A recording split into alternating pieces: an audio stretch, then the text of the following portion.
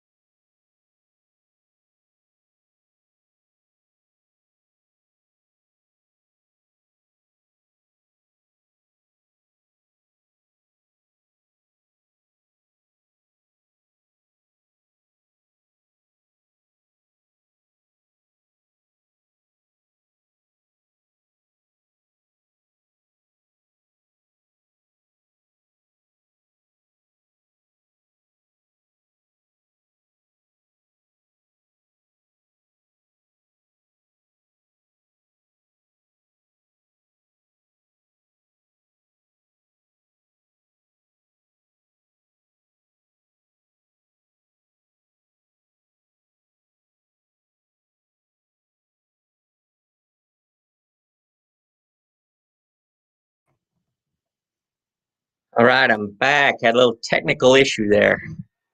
Hopefully got it all fixed.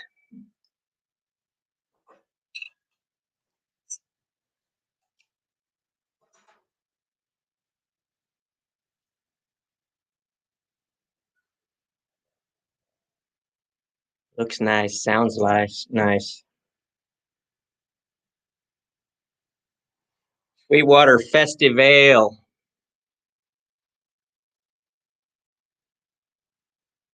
I like Sweetwater's beers.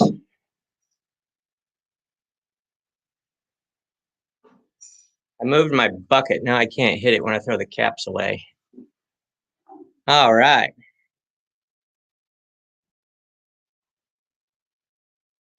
I got some lukewarm ones in there because they're better that way. Hey, your picture, that don't look like America.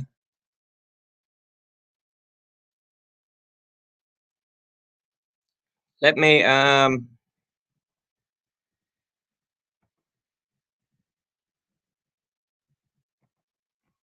maybe put this over here. Whoa, computer's bouncing all over the place.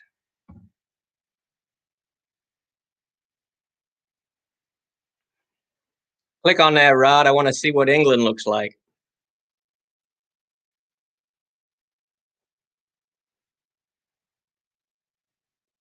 Ooh, man, that's good. Ale brewed with spices and snow. Is the link not working, Rod? You have to click on it, I think.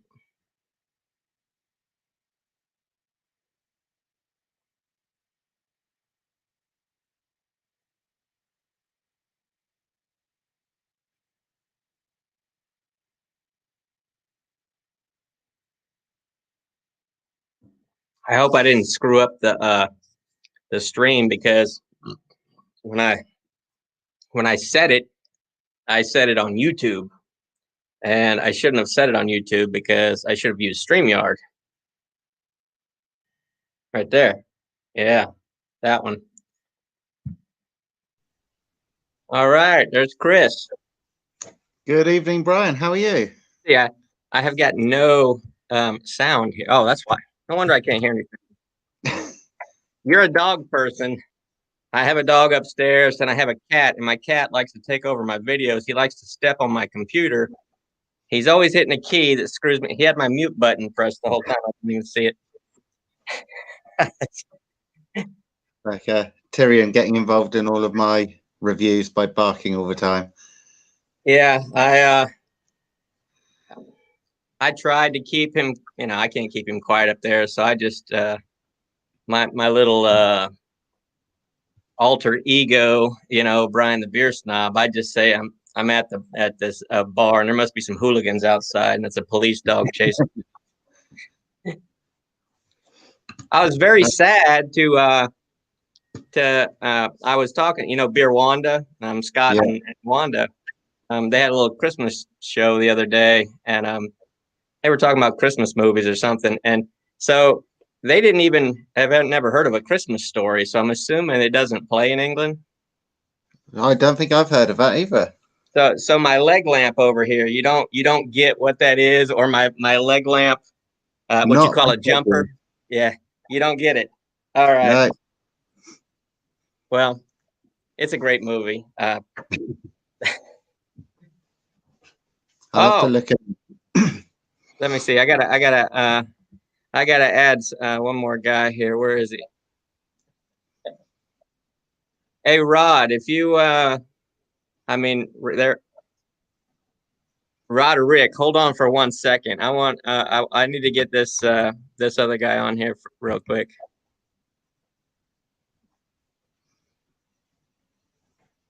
Rod Wilder, if you could click on that link.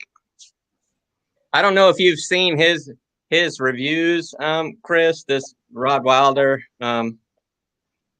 hilarious. I don't think I have.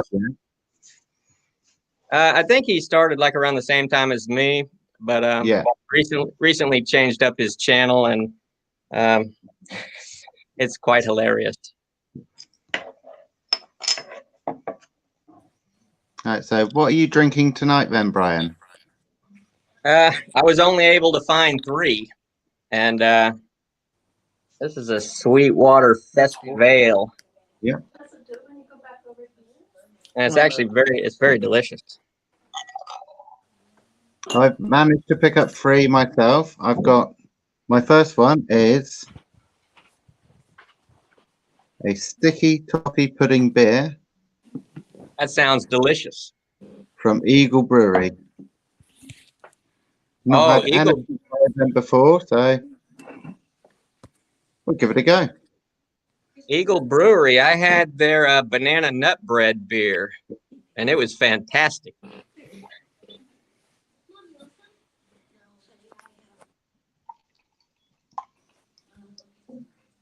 Well, one thing's for certain, that smells like sticky toffee pudding. I'm not real sure what sticky toffee pudding smells like, but it looks delicious. Flip the screen. The other guy that's on the screen there, that's Rod, and he's actually over in England right now. I looked up kind of like where you're at, and then I looked up where he's at. He's kind of like above London a little bit. Yeah. It was snowing there the other day. Is it still snowing?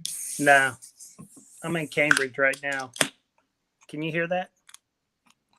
It sounds like British noises. I don't know how to flip my camera on this damn thing. How do you, can you flip the camera? You don't have a button on there? I don't see it. I'm new to this stuff. Yeah, me too. So what is exactly sticky? I'm sure that sticky toffee pudding is a food over there. I always wonder if like our idea of pudding and what British people call pudding, I don't know. I don't think it's the same thing. It's like a sort of a heavy toffee flavored sponge with dates in it, covered in a sticky toffee sauce.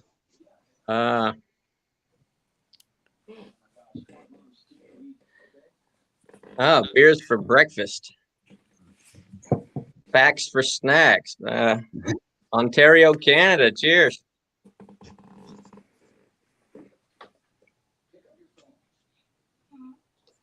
Yeah, I was trying to spread the love worldwide. So for those that don't know, I'm in Georgia in the United States, and Beer Dog Reviews. I don't know. You guys are probably in different spots. Like me, I'm pointing at Chris right here. I don't know what it looks like to you, but the guy with the beard, that's Chris. He's over in the UK. Don't know exactly where. I forget, but down in the West Country. West Country. And Rod, the other guy, is an American who's now working over in England for the next couple of years. In Cambridge right now. Yes, so that's why I hope this travel restrictions and everything gets lifted soon, because I already plan on going over there to visit him. And Rod, while I'm there, of course, I got to make the rounds. I got to go see all these beer guys that I've been, talking to and following forever. I gotta go see what it's all about. I gotta go to a few pubs over there and get a proper pint, right? Is that what you say over there? Yeah. I've had many improper pints over here, so I got to go there and get some proper ones. A good pint of best.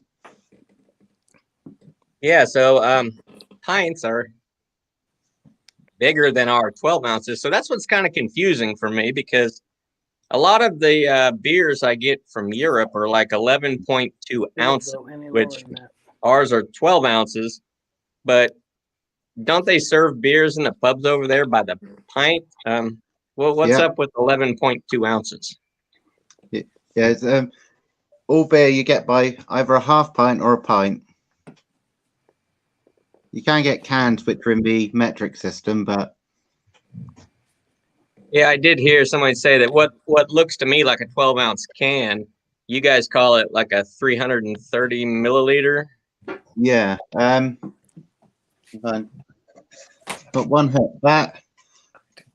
that's a 440 ml can. If I hold it up to a pint glass, you can see the size difference. If you can see it on there. Where'd you find them?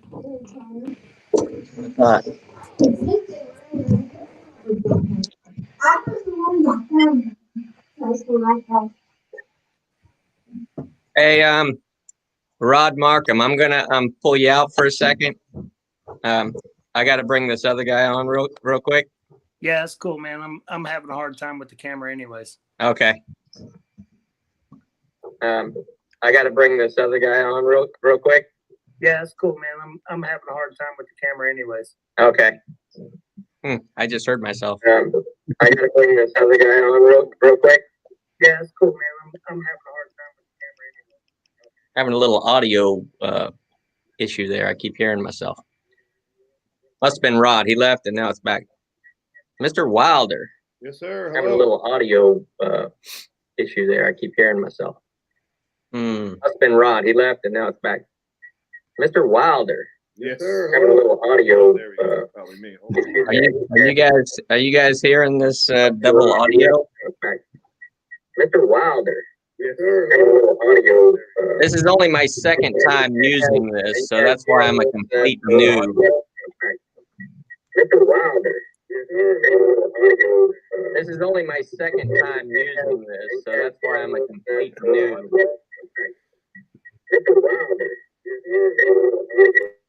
It's weird. It just keeps looping and looping. Yeah, there's a bit of feedback there. It seems like it stopped.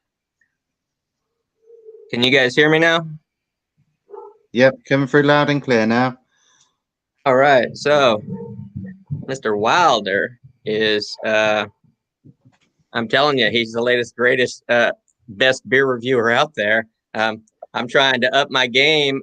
I'm watching beer reviews one day, and his came up, and he had a talking nutcracker, and I mean, it was hilarious. And I thought, man, this guy has got my sense of humor.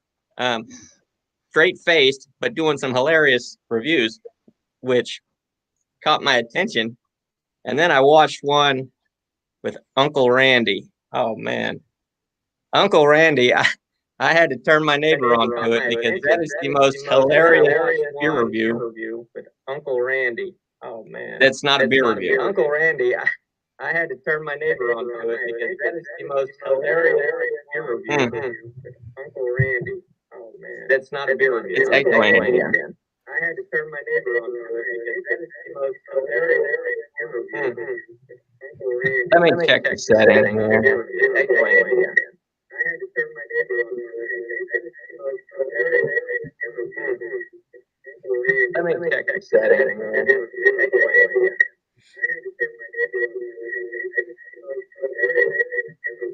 Oh, hold on. I fixed it. I had YouTube open. Okay. That was my fault. I'm sorry, guys. We're all learning. Chris is the live stream expert so far because you've got several under your belt. Like I said, this is only my second one. So It was my first rodeo. I appreciate the invite. well, I'm glad that you came along because now I really look forward to seeing your reviews. And I say, finally, I know my beer reviews look a little bit unconventional because I try to be different from everybody else, you know. So sometimes they're good and sometimes they're bad. I know I've watched all my bad videos a million times. My wife tells me, "Why don't you just delete them, take them off?" And I'm like, "No, I want people to see where I came from." And because the way that I even started this channel was on a. She told me she wanted to do a YouTube channel because we got these 3 new pets. We got a kitten, a puppy, and a turtle. And they were all little babies, and she wanted to, like, you know, document them as they grew and stuff. So I set up a whole studio in the basement for her to do it, and she would never film. And I was like, you know, these animals don't stay little tiny forever. You got to actually start filming, or they're going to be full grown, and then you're going to lose the growing up part. Well, she snapped at me for pushing her, not pushing her, but for pushing her to record. So I said, I'm not going to let this studio go to waste. I'm going to start filming. She's like, what are you going to film? I said, I don't know, but I'll find something. I had a fridge full of beer. And my very first video, Brian the Beer Snob, I sat there for 10 minutes with that camera running. I couldn't think of a single thing to say. Horrible. That's how I started too. I wrestle professional wrestling locally here, and we stopped because of COVID. And I thought, well, I'm just gonna make videos, and I was like ranting and raving about nonsense for 25 minutes. I was gonna do a beer review at the end, and the beer review stuck. So I'll just do this, and it's been the most fun. And then I got bored with that, so I made Uncle Randy. Uncle Randy is hilarious. Chris, I tell you, when you get off here tonight, do a search for Uncle Randy Nude. I'm telling you, it's freaking the most hilarious thing you've ever seen. I appreciate that. I will check it out. Yeah, so you got a Christmas beer there, bro? I do. I don't know if you guys have this. I know they don't have it over in England. If they do, that'd be crazy. But I have it's a local Pennsylvania brew up here. It's called Mad Elf from Troig's Brewery. In Hershey, Pennsylvania, in the middle of the state. And they put this out once a year, and it is it's like 12% or something. It'll put you on your ass. It's good. Oh, wow. It's got like a cherry sweet thing going. A lot of people age them for the year and then drink them years down the road. Apparently that's really good. So I can't make them last that long. Yeah. I didn't read this. I didn't assume this was going to be as high as it was. This is 8.1% alcohol. I thought I was starting with the lighter one, and I was going to work up because I knew I had an imperial that I was going to do last. Apparently, I started off that way. I feel a bit disappointed now. That one's only 5%. 8.1%. But it's gone. So now I got to get my second one. Yeah, this is 11. And this what it looks like Don't drink in the glass. anything that's got his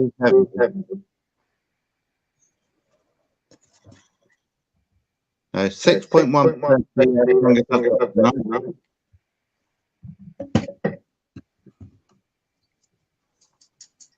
5.4. The Shiner Holiday Cheer. Well, I like Shiner. I had only ever had the Shiner box before, so this will be my second. The grapefruit one they put in out in the summer is very good.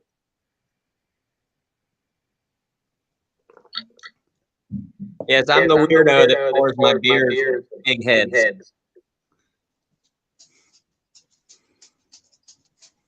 Ooh. Smells quite nice.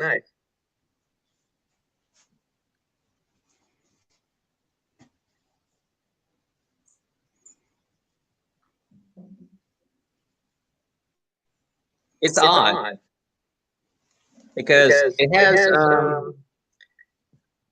has peaches in it, which I don't associate peaches with Christmas holiday season. But the way the peach flavor mixes with the beer flavor, it does taste like Christmas. It's weird.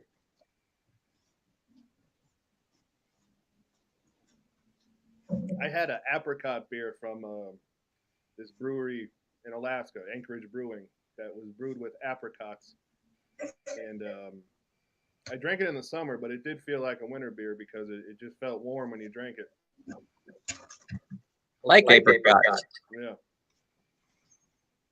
I've got a cranberry infused ale there. Lord Brewing. From my favourite brewery. It's quite tart. A little bit of sourness. Quite refreshing. Yeah, that's one plus out of reviewing beers is I never have the same thing twice in my fridge. I'm always going to buy something different. And I know the term snob turns some people off, but the reason I use the name Brian the Beer Snob is because I used to drink for decades the cheapest, most beer for the least money that I could buy. And I thought it was good because I just wasn't going to dig deeper into my pockets to pay, $20 for beers when I could spend $20 and get a case of beer. Yeah. So I just never tried them until I started reviewing them. And I was like, I have to start tasting other beers. And man, did my taste buds wake up. And now I really enjoy all the different styles, flavors. It's amazing. I hear that. I got a lot of wine snobs in my family, and I can't get into it. But I'm having fun trying all the different beers and finding out what tastes come out on top, what's in the bottom, what's in the back. Yeah, and I know that, like over in England, I went on like this little world tour. I did beers from different countries. I did 3 beers from England. And of course, I've never been to England. So I went to the beer store and they have beers in there. The international beers are in there by country. So they had 3 from England. And ESP. I thought ESP was fantastic. It was delicious. And I asked Mel, Simon's wife, real ale craft beer guy. Yeah. I asked his wife, because we use her Twitter account to send pictures of what we're drinking when he's live streaming. And I asked her, I said, man, do you like that? She said, no, I really don't. I thought it was fantastic. It was ESB, Fuller's ESB, Yeah. Old Speckled Hen, and then that Eagle Brewery, the banana nut bread beer. I thought they were all pretty fantastic. They're what I would call standard. What's the word? You walk into a pub in England, and there's always a big bushy beard, Can you bring me some? happy woolly old jumper with a tankard by him. That's what he'd be drinking. They're not bad beers. They're just standard. Yeah, so like over in England, and I know it's a big country, it's got different regions and everything. But like where you're at, Chris, you go out to the pub. What is it that the locals drink where you're at? Oh, where I am, locals tend to drink cider. So we're in the heart of cider country. Really? It's not the sweet stuff that you think of. It's still room temperature, dry, usually about 8 to 12%. Okay. Yeah, I reviewed two ciders, and it was on accident. I was at a store here called Total Wine and More, and it's like they've got everything you can think of. And they had the pumpkin ciders mixed in with pumpkin beers. I didn't read the label. I just grabbed them. I'm gonna put this headset on. I think I'm a little.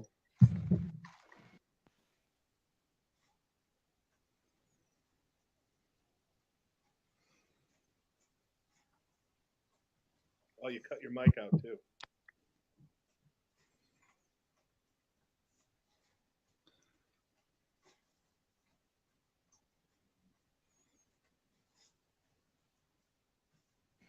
It muted.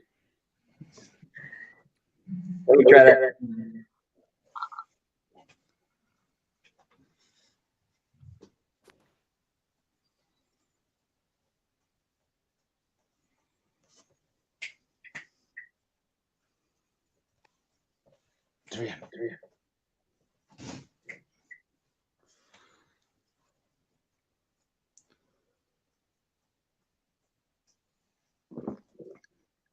You're still muted. Yep, still muted, Bethlehem.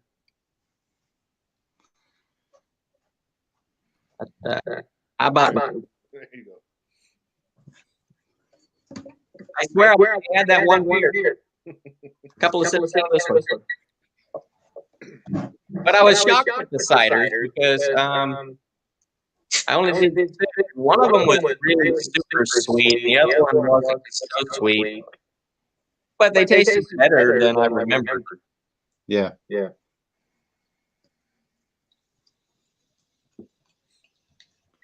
Not a big cider guy.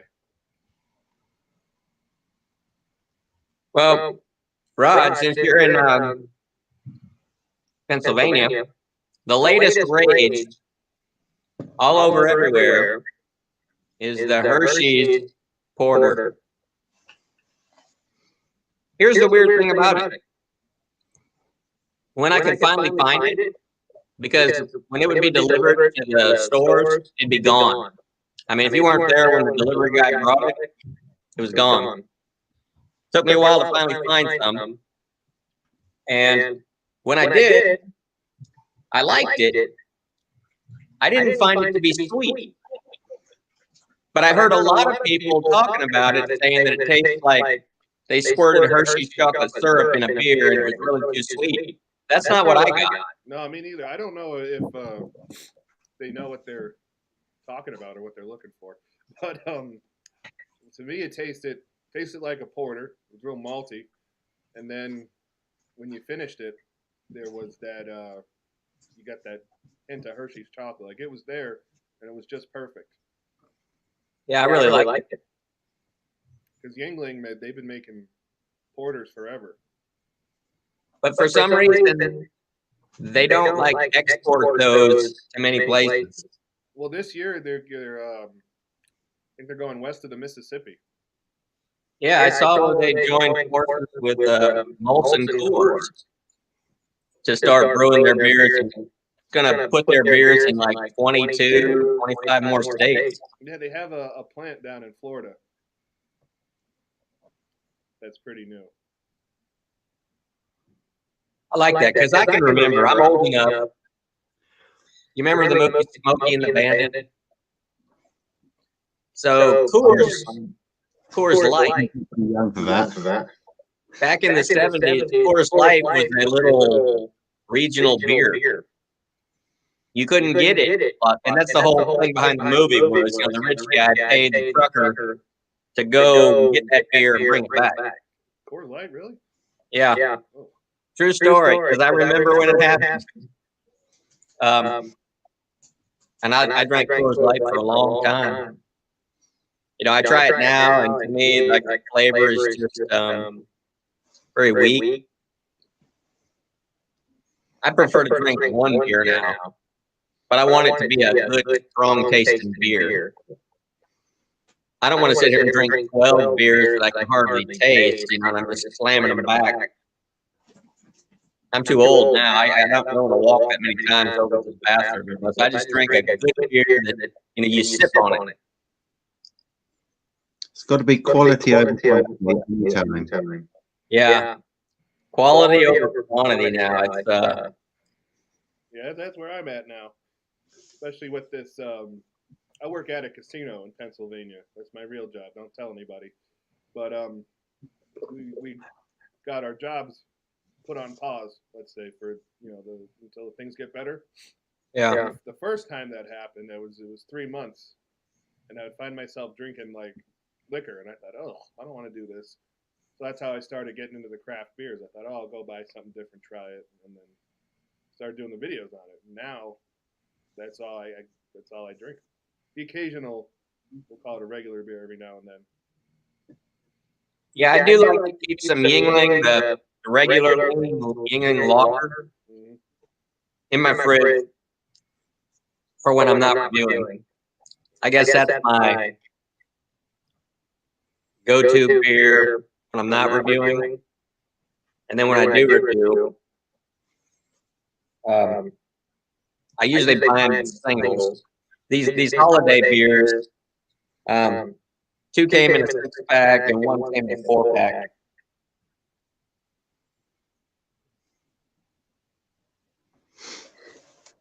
I'm only halfway done with this one. This was the one I was saving for last. Because I thought it was 8.5. Pastry Candy Cane Imperial Stout. Is that going to taste like candy canes? I have high hopes. Because Duke Long Brewing, I think they're out of Baltimore. Yeah, Baltimore.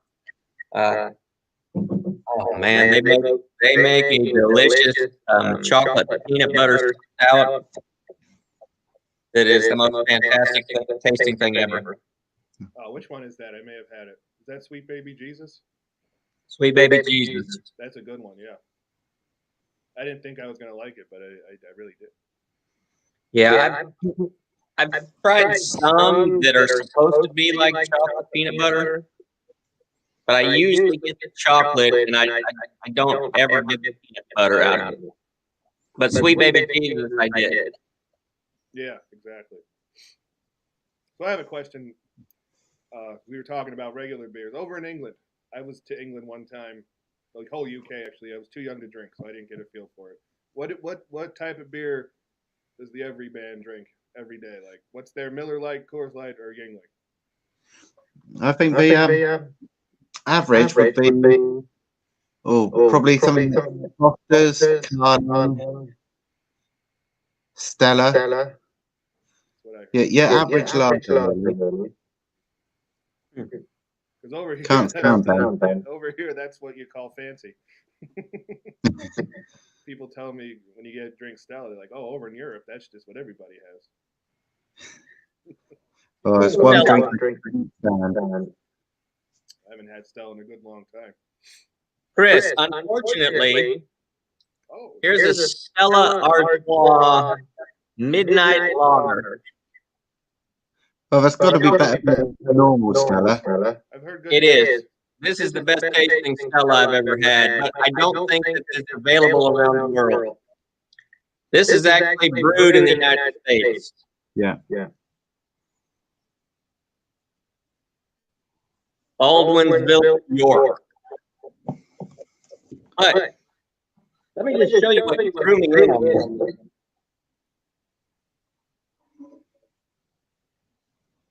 This just looks amazing. It's black. The whole thing is black and it's got gold.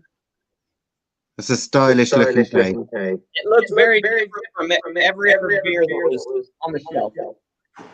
And the bottle is the same. It's jet black with the gold writing. It's a lager. It tastes delicious. What strength is that one?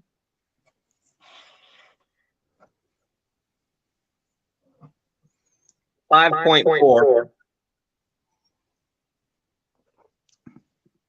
They call it a limited edition premium dark lager. I hope it sells out so good here in America that they start sending it, especially where you are. 'Cause I know Stella is a big beer there. Oh yeah. I did. What was that? That was Belgium. Because Stella is a Belgian beer. I did Leffe, the Leffe Blonde, Leffe's a nice beer. Stella Artois, and then the Hogarden. I really like the Leffe Blonde. Very good. The Leffe Brown's even better. Oh, is it?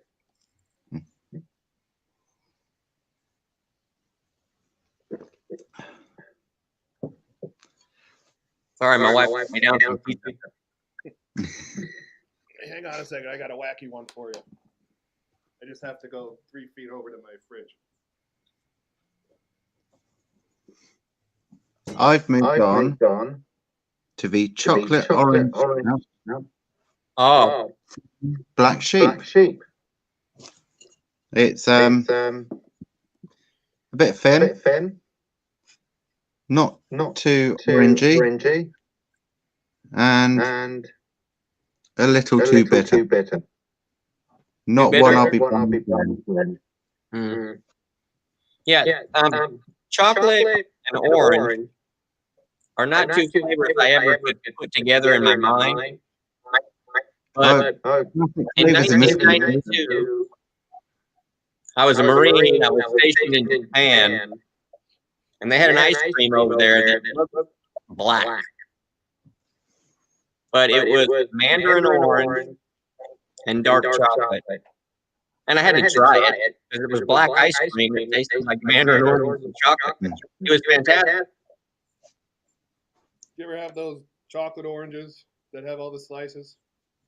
No. And you smash Terry's them? chocolate orange. Yeah, he knows. That's a unique flavor. Standard Christmas sort of chocolate. Yeah. Oh, see, in my household, the standard chocolate was chocolate covered cherries.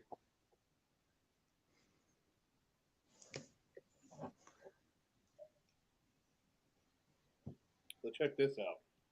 We have this is not fancy by any means. We have a local chain of gas stations up here called Sheep, and they also sell food and beer. And they got in collaboration with a brewery in North Carolina, and they made this beer here. And it's just Happy holidays.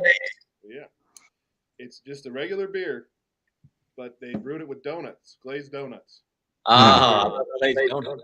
So when you drink it, it tastes like glazed donuts. It's the weirdest thing. Mm. And it's not bad. It's a little too sweet to be drinking every day, but like once in a while, it's kind of fun. I think it's artificial, to tell you the truth, but it's fun. But we have had over a, I I can't remember can't which remember brewery which it brewery was, it was, but they but they brewed brewed one one beer with beer with roast roast potatoes in potatoes it, and Roasted another potatoes? beer with with jam jam roly-poly and roly-poly cookies. and Now So I you get gotta your so you have get Sunday your lunch Sunday and your lunch and your dessert dessert and 2 and beers. 2 beers. it's like drinking a whole meal. See, I would be tempted to try that. that. I would try it. That sounds right up my alley. The weirder, the better.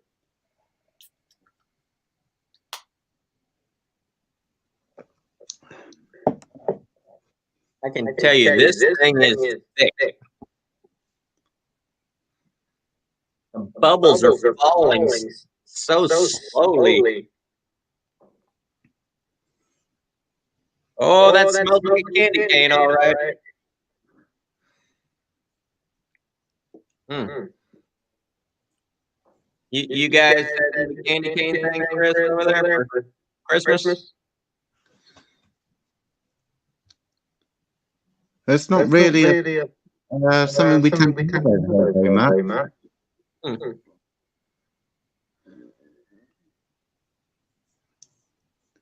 Is that all candy cane, or is there chocolate with that too? Dark chocolate. It's like a dark. It's like you took a candy cane and dipped it in dark chocolate. Was it like a thin mint cookie? It's exactly what it tastes like. Thin mint cookie. Interesting. Sounds good. Sounds good. Yeah, I saw a bunch of Christmassy beers out there, like gingerbread stouts and things like that. And I went to 3 different beer stores to get some holiday beers for this. And like they were all gone. So I had there was 3 choices I had left. But of the 3, they're all good. And I wish you guys know this. Does this microphone pick up smell? I wish. I might have to. I gotta look for that. I have to go to a different store. I was actually at the store today. I didn't see it. I would have picked that up. Pastry art. Duclaw. Edition number 14, limited release. 8.5%. So I started off with this one, and it was 8.1. And then this was 5.4. And then this is 8.5. Sweetwater, is that Georgia or is that the Carolinas? That's Georgia. They make that cannabis flavored beer. Yeah, they just got bought out by a cannabis company Oh, really? up in Canada. There's no actual cannabis in it, but No. the hops make it taste that way. I've had a beer like that. It's interesting. Yeah, I had one called Dank by Goose Island. Oh, really? Goose Island makes really nice beer.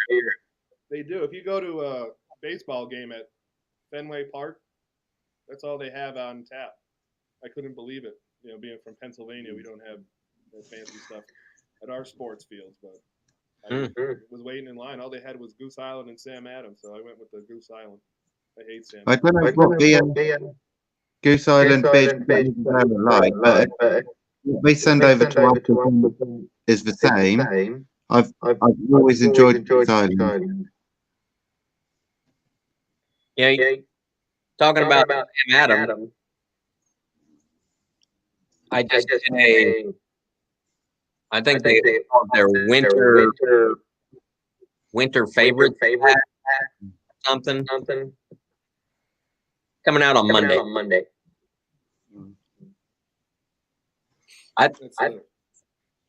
What do you guys think on white ale? Like Blue Moon. White ale? I have not tasted a white ale yet. Is Blue Moon a white ale? I don't mind that. No, it's not. It's a Belgian. It's a wheat ale. Never mind. Yeah, every white ale I've tasted from every brewery, they're just a disappointment because there's not a whole lot of flavor. There's not a lot of carbonation. It's kind of like a flat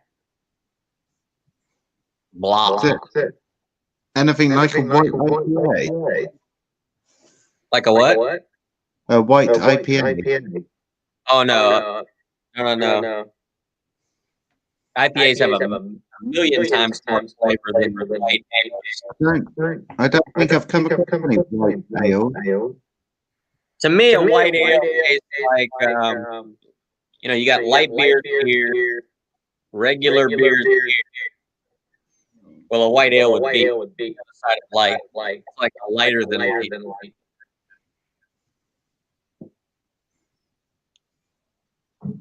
I'm not a fan. Right. Bear with me one second. I'm going to change my glass. That's going to be a drain problem. Oh, no. It's that bad.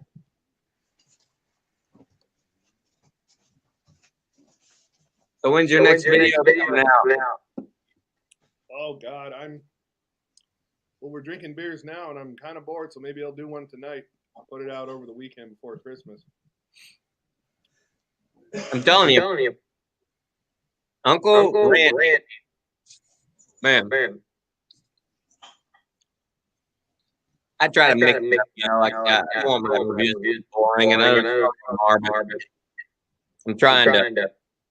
I'm also learning the editing process as I go. That's.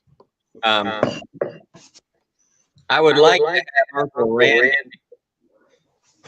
just be a guy on the street getting interviewed by a news crew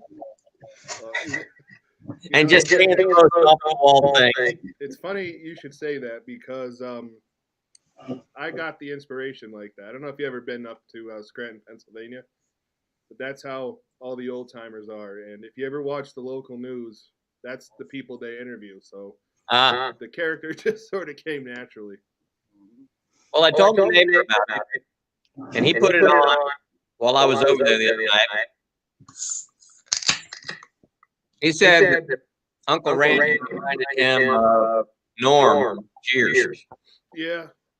There's Norm, and then there's the drunk uncle from Saturday Night Live, and every old guy I've ever come in contact with in my life. So that's the inspiration for that. I gotta ask, are you just like off the cuff making this up as you go along, or is this, do you script it? No, I sit in front of the camera and I just start talking. See, that's what I do. I never know when something funny is going to come out of my mouth. Yeah. And sometimes my neighbor will come over and do reviews with me, and he won't pick up on it while we're filming it. But then when he watches it, when it comes out, he's like, I didn't realize that's something funny. I should have reacted to you. And I'm like, okay.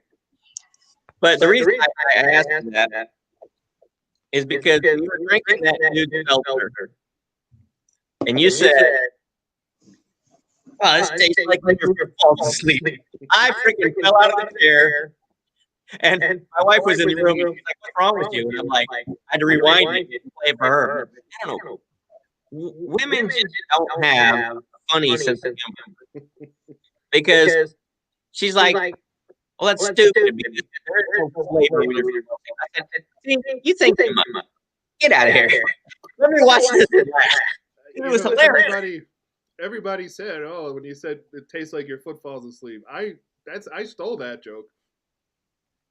I saw that in a meme, a picture, and but it was something else. It was like when your arm falls asleep, and I thought, boy, that's so true. So I was like, I had to pay homage to that. And that's good. See, I had never heard it before. So I was wondering, did you like have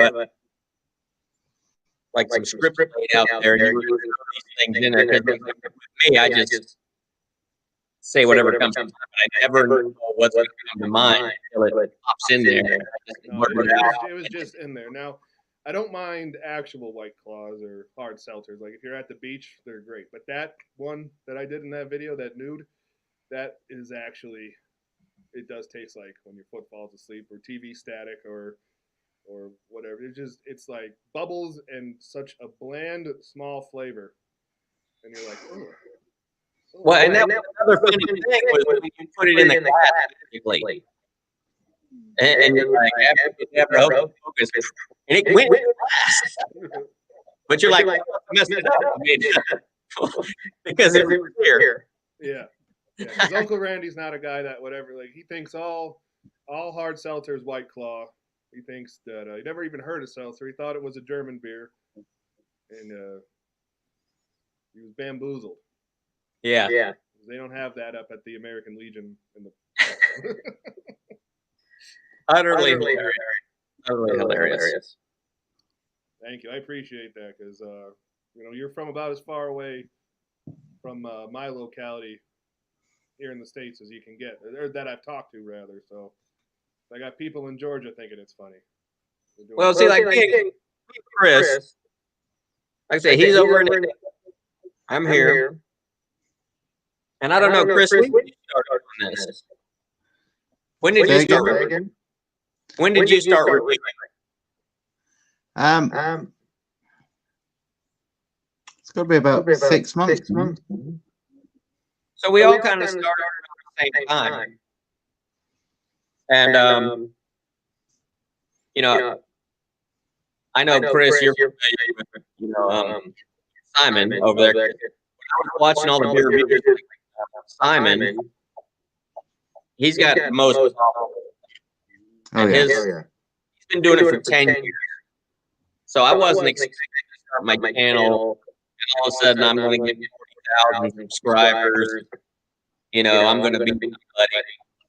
I just, like I said, I started my wife a lesson. The only way to get something done is you have to start doing it. And she knows because, I say, when I filmed my first video, I had no idea what I was doing. I didn't even know how to edit it. To be honest, my first video, I used the website Fiverr, which you can hire people all over the world to do whatever it is you need. I paid a guy $30. He lived in Pakistan to edit my first video for me.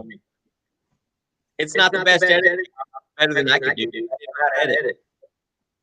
But then I was like, I'm not getting paid to do this.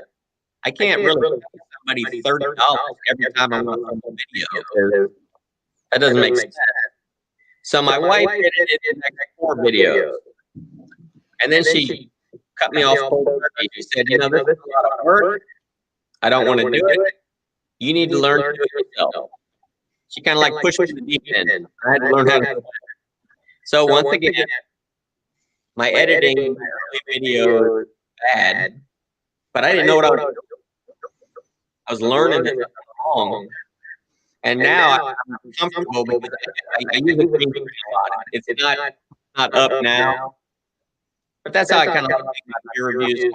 I throw something behind me that's, different.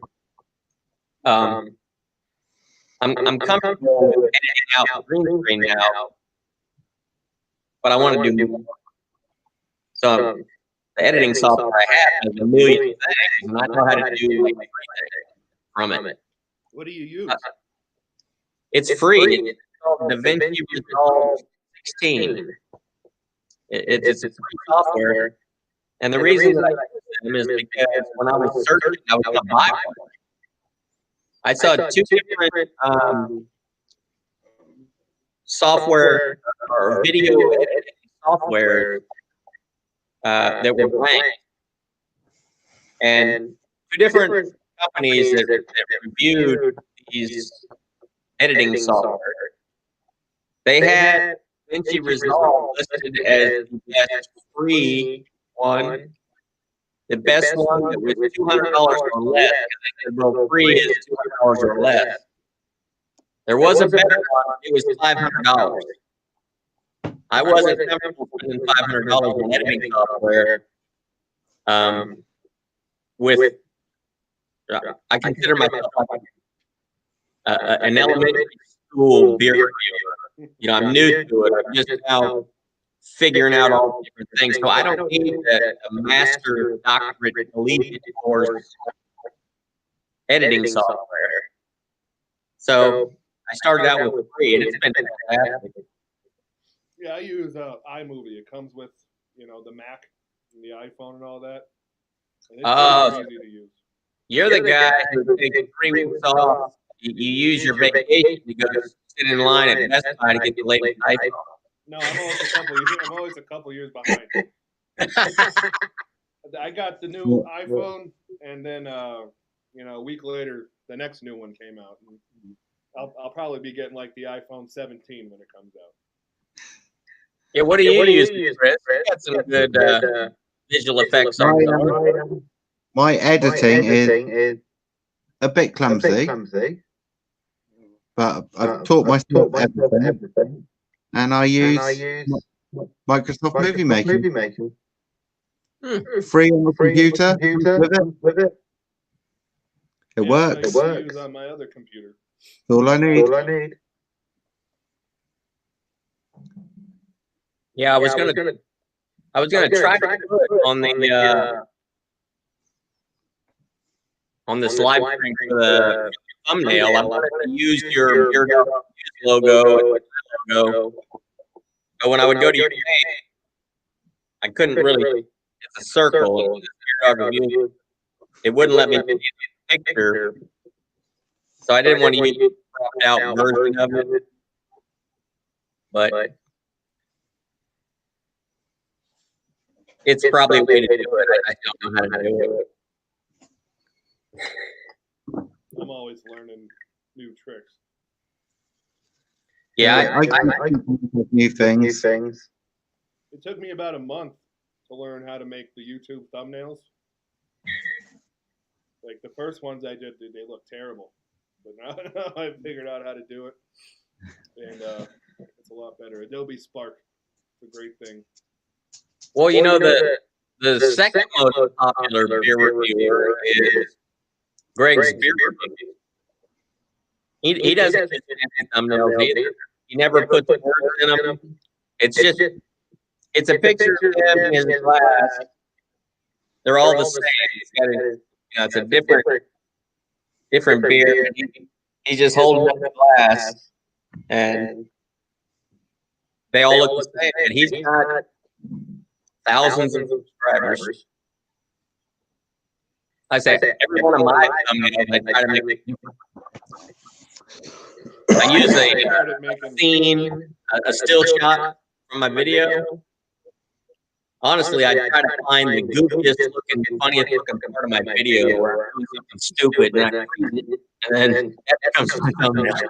Well, that's where you're better at it than I am, because I just make that. I was taking the Oktoberfest background, just writing "Let's have a beer," and then now it's going to be the black and white old timey thing with Uncle Randy's Reserve. So it's going to be the same thing for everything, with just a picture of the logo of the brewery. Well, it's funny, and I noticed that movie had a tiny feel to it, because, like I say, my alter ego, I pictured him being in England in the old days, like horse and buggy days. So he's got a top hat, a monocle, and I want to film a review, kind of in a silent movie feeling thing. So, like, we're not even going to talk. I'm going to film it. Our lips are going to be moving. But then, the screen's going to change, and you're going to read what we just said. Whether it's what we just said or not, it's going to be like a silent movie. And my neighbor Ray, his basement looks like that kind of a pub. It does. I'm going to film it in his house. I just have to figure out the whole editing with putting the graining film or whenever you old, you know, like there's like static or something in it, or like lines and stuff. Those reviews take a while, but I really like my newscast video with VR. That took a month to make. Really? Every second of that video was filmed at a different time, and I had to put it all together. And to me, it just seems like it was filmed at one time, and we were all right there with each other. I thought I was blown away with the good job that I did, and that's why a lot of people have told me that was a funny, interesting beer review, and they said you should do more like that. I said, well, that one was a lot of work. So I'm trying to find talent is hard. So I was like every character, but you know it's me. I mean, I decided I got 5 wigs because I thought I was going to have to film it myself. So I was going to be I wasn't going to shave it. I was going to be a woman with this facial hair, you know. But it's a beer review. Funny. Well, it's supposed to be funny. My beer review, and I do it. But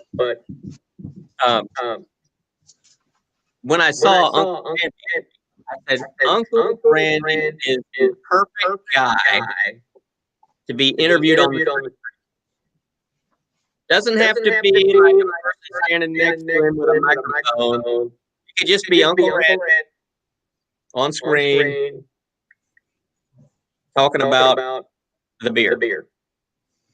And you know, the way I film it, like I'm the newscaster. I'm sitting in the studio, and I don't know if you watched my Perhaps Blue Ribbon review, but that's newscast style.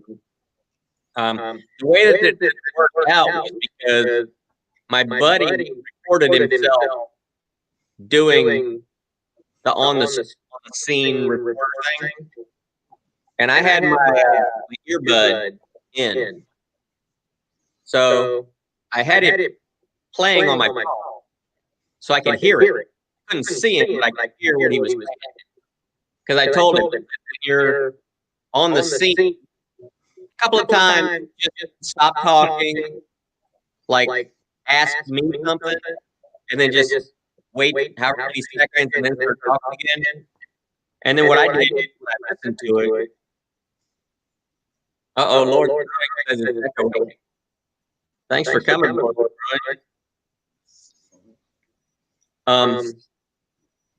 Good evening, John. Hello. I had like 9 seconds of silence. So I just had to think what to say that lasted 9 seconds that would fit. And I think it turned out really good. He really loves PBR. I don't.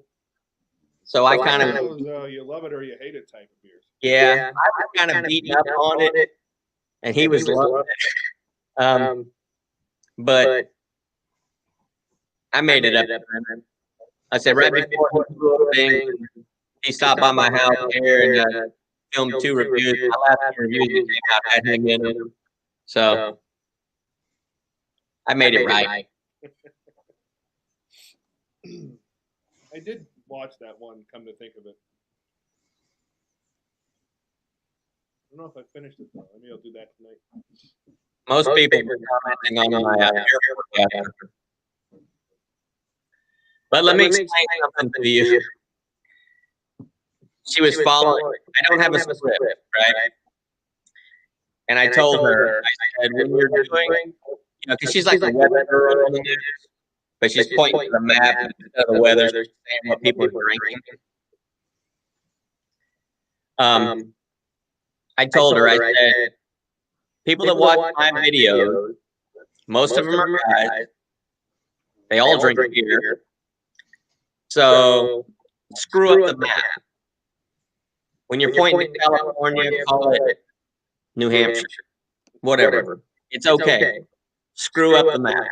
And that's why in that portion of the video, she's not pointing to what she's talking about because I thought it was funny. Most people weren't looking at that anyway. They were just looking at her. I really enjoyed that video.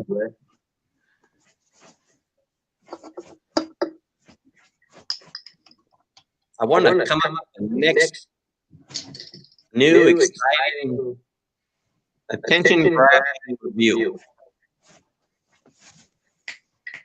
You gotta find something that everyone's talking about, or you do like I like to do just a crappy beer. Like that's Uncle Randy. He does crappy beers. Occasionally he'll do the good ones and think, well, what is this? And figure it out. But the next one I'm gonna do is just Genesee Cream Ale. But you can do anything. It's a lot of fun, and I find that the process of seeing what works and what doesn't is just as fun as getting all the views. Like, Yeah. Sometimes I'll do a view, it gets like 10 views, and then some get almost 100. So it's more fun to see what ideas stick, and than it is to actually get the views, I think. Well, I know Chris had a surge of subscribers. You gained like 40 subscribers in the last month or something. Well, something like that, yeah. I went from about 80 to 120 in 2 weeks. Yeah, it's amazing. So I'm still, like I say, I'm not expecting grand things to happen overnight because May 1st was my very first review of this year. So, what is that, 7 months? I'm just happy with what I've learned so far with being more comfortable in front of the camera. A lot of people don't understand how hard it is to talk for, 8, 10 minutes when nobody's talking back. It's hard to carry on a conversation with yourself. Yeah. It gets easier. I mean, the more you do, the easier it gets. So, You do something like an idiot, don't you? What's that? You do sometimes feel like an idiot talking to yourself. More audio issues. Let's see here.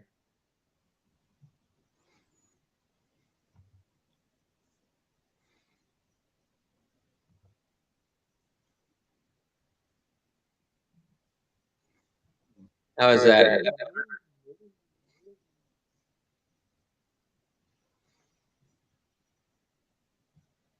Can you hear his soundboards running? Are you using external microphones? I am not using my laptop microphone. What I found out from the first live stream I did with a new laptop, this has some kind of laser focused microphone. It's like right here. And if you get off to the side,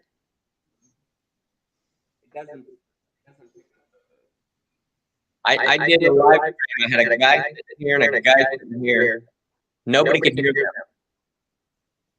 Only me because I was directly in front of it. This is like a super focused or something. Oh, I know. I don't know. I made a video on my phone one time, and like my refrigerator was going, and it just screwed with the audio so badly. Kept cutting in and out because of the hum of the refrigerator, of all things. Yeah, and this laptop only has one headphone jack on it, but it's for the headphone with the microphone. So when I plug in just headphones, I guess it mutes the mic. There's no mic, so I can't use that. Looks like I'll have to go shopping.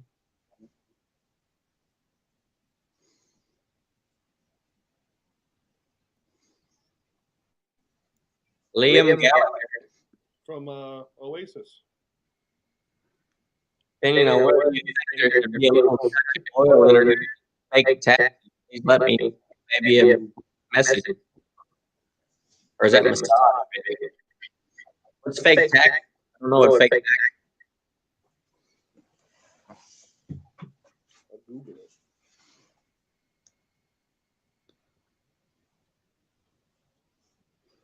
Oh, if you Google fake taxi, it's porn. Oh, this is beer porn. Oh, and this one's about to run out. Wait, I had 60. I got plenty more in here. Holy moly, it's a whole lot of glass.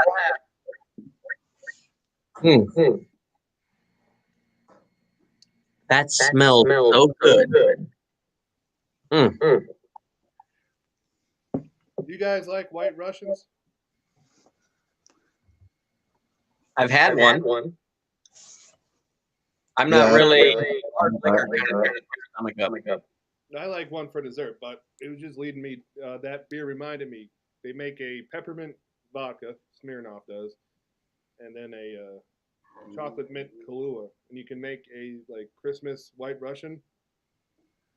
And if you have one, obviously you can't be knocking it back all night. But boy, are they good! And I'm assuming maybe that's what that beer would taste like, but obviously more like a stout than a cocktail, if you will. Speaking of White Russian, reminds me, before I was 21, I was flying coach. And there was that lady next to me, and she had her friends were kind of close, but not like sitting right on us and stuff. And she asked me if I wanted to drink, and I said, well, I'm like 18 years old, and she says, don't worry about it. So she bought a cup of White Russian. She gave me one. And I thought it was cool, because here's this lady behind me a White Russian right on the airplane. Her husband was up in first class. He came back afterwards for a minute. He was a professional golfer. I don't remember what it was, but when he went back, I came from first class and gave her some more booze. I thought it was the coolest thing ever. White Russian. The Big Lebowski is one of my favorite movies too. So. I don't know if you guys are fans, but that contributed to my love for White Russians. I think I'm going to have to leave you guys. I have a certain four-legged fiend that wants to go out. Okay. Well, thanks for joining me, Chris. Yeah, it was nice meeting you. Just so I'm clear, you're Beer Dog? That's a Beer Dog. All right, I'm gonna subscribe. Check you out tonight.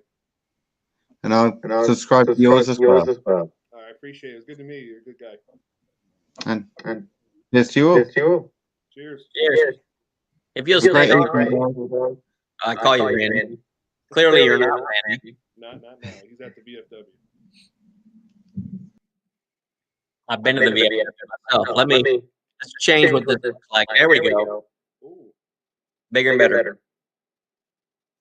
I think I was getting a lot of the echo coming off of him. Are you still hearing an echo? Not an echo, but the two of you guys, I don't know what it is. It like cuts off. Like you'll be saying something and it like gets muffled and then it gets real unmuffled real quick. Well, once again, I'm using the free version of StreamYard. I think I don't want to subscribe for a whole year because I don't do enough live. But if you do do I think you can. I think it's $25 a month, which would be worth it. And then you could get rid of this powered by StreamYard, put your own logo up there. like I said, I'm not making money doing this. I mean, you're on YouTube. You know that you gotta have 1,000 subscribers and 4,000 watch hours before you get monetized. I've shot through the watch hour, but I've only got 127 subscribers. I only have 32. We're gonna get you on the map. We're gonna get you on the map. I went from what was it, like 20 to 32 pretty quick, so must be doing something right. I'm telling you, your style. I don't remember what your first video was that I watched. It was not an Uncle Randy. No, there's only 2 of those in existence. Okay. It was you had a talking nutcracker. Oh, that's Fritz. The talking nutcracker was hilarious. I told my wife while I was watching, like I said, we're night and day apart. She doesn't have a sense of humor. I do. I said, baby, you gotta watch this guy. This friggin' is the most hilarious thing ever. And she just sat there like, I don't get it. I'm rolling on the floor laughing and everything that's going on in your video. She's like, I don't get it. Stupid. What's funny about that? I said, leave the room because you're cramping my style. This is hilarious. Everything is funny. And like I say,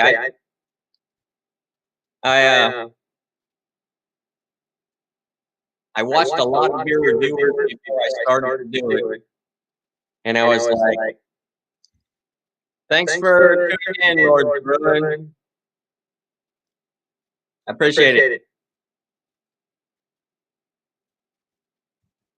I wanted to do a video that wasn't all nuts and bolts. Because I watched some peer reviewers, and they have such a sophisticated palette that me, Joe Blow off the street, and I'm watching it, and they're breaking it down. By this case, I can get the Simcoe hops or the Mosaic hops, and this, that, and the other. And I'm like, how many people, just Joe Blow, even know what a Simcoe hop smells like, tastes like? I try to, I equate it to the doctor, and they use proper doctor terms. But you and me, we don't know what those terms are. I call this an elbow, A doctor doesn't call it elbow. He calls it your whole friggin' ginkulator. I don't know. It's tough. I wanted to do a peer review and speak to people in terms that they understood. I don't know if you're on Facebook, but I was on the different craft beer groups, and I can't. There's so much hate. I can't deal with all that. Yeah. If I try something, chances are I'm gonna like something about it, unless it it tastes like garbage. Like Chris was talking about the beer with the roasted potatoes and whatnot. That sounds great. I would try that in a heartbeat. Yeah. You'd have some people that would say, "Oh, I would never." Yeah.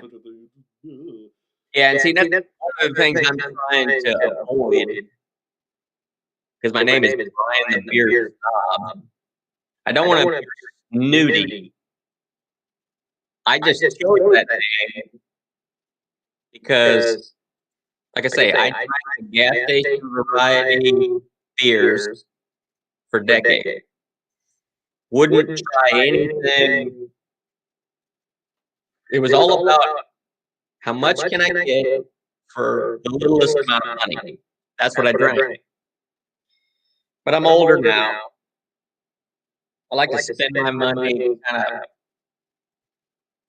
more wisely now. I'm okay with spending, like I say, $20 to buy a 4-pack. If it's a good quality 4-pack, because I'm not, like I say, I'm not double fisting, not slamming them down. Beers I drink now are very flavorful, and I prefer the Imperials, like 8% up. So if I drink one, I'm already there. If I drink two, I'm goofy. I don't need to drink. Have you ever heard of Tavour? I have not. It's the let's see if I can get it up onto the screen for you. It's a free plug for them if anyone's watching.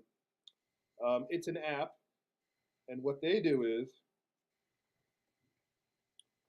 let me get the picture here. They release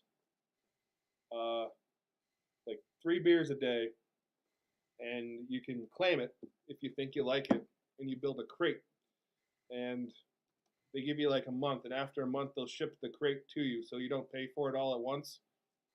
Oh, Like each time you buy one. So every couple days, I would buy 2 cans or bottles of beer off of there, and then at the end of the month, my crate comes, and that's where I get most of the beers for my videos.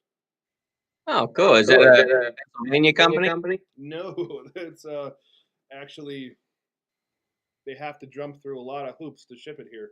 It's out in Washington State, Okay. and you can't technically ship beer from out of state into Pennsylvania, so they don't use FedEx. They use like a courier service. So it has to stop at all these places until it finally gets to my house. It takes like 2 weeks to get here. It builds up anticipation. Yeah, yeah. I have one coming any day now.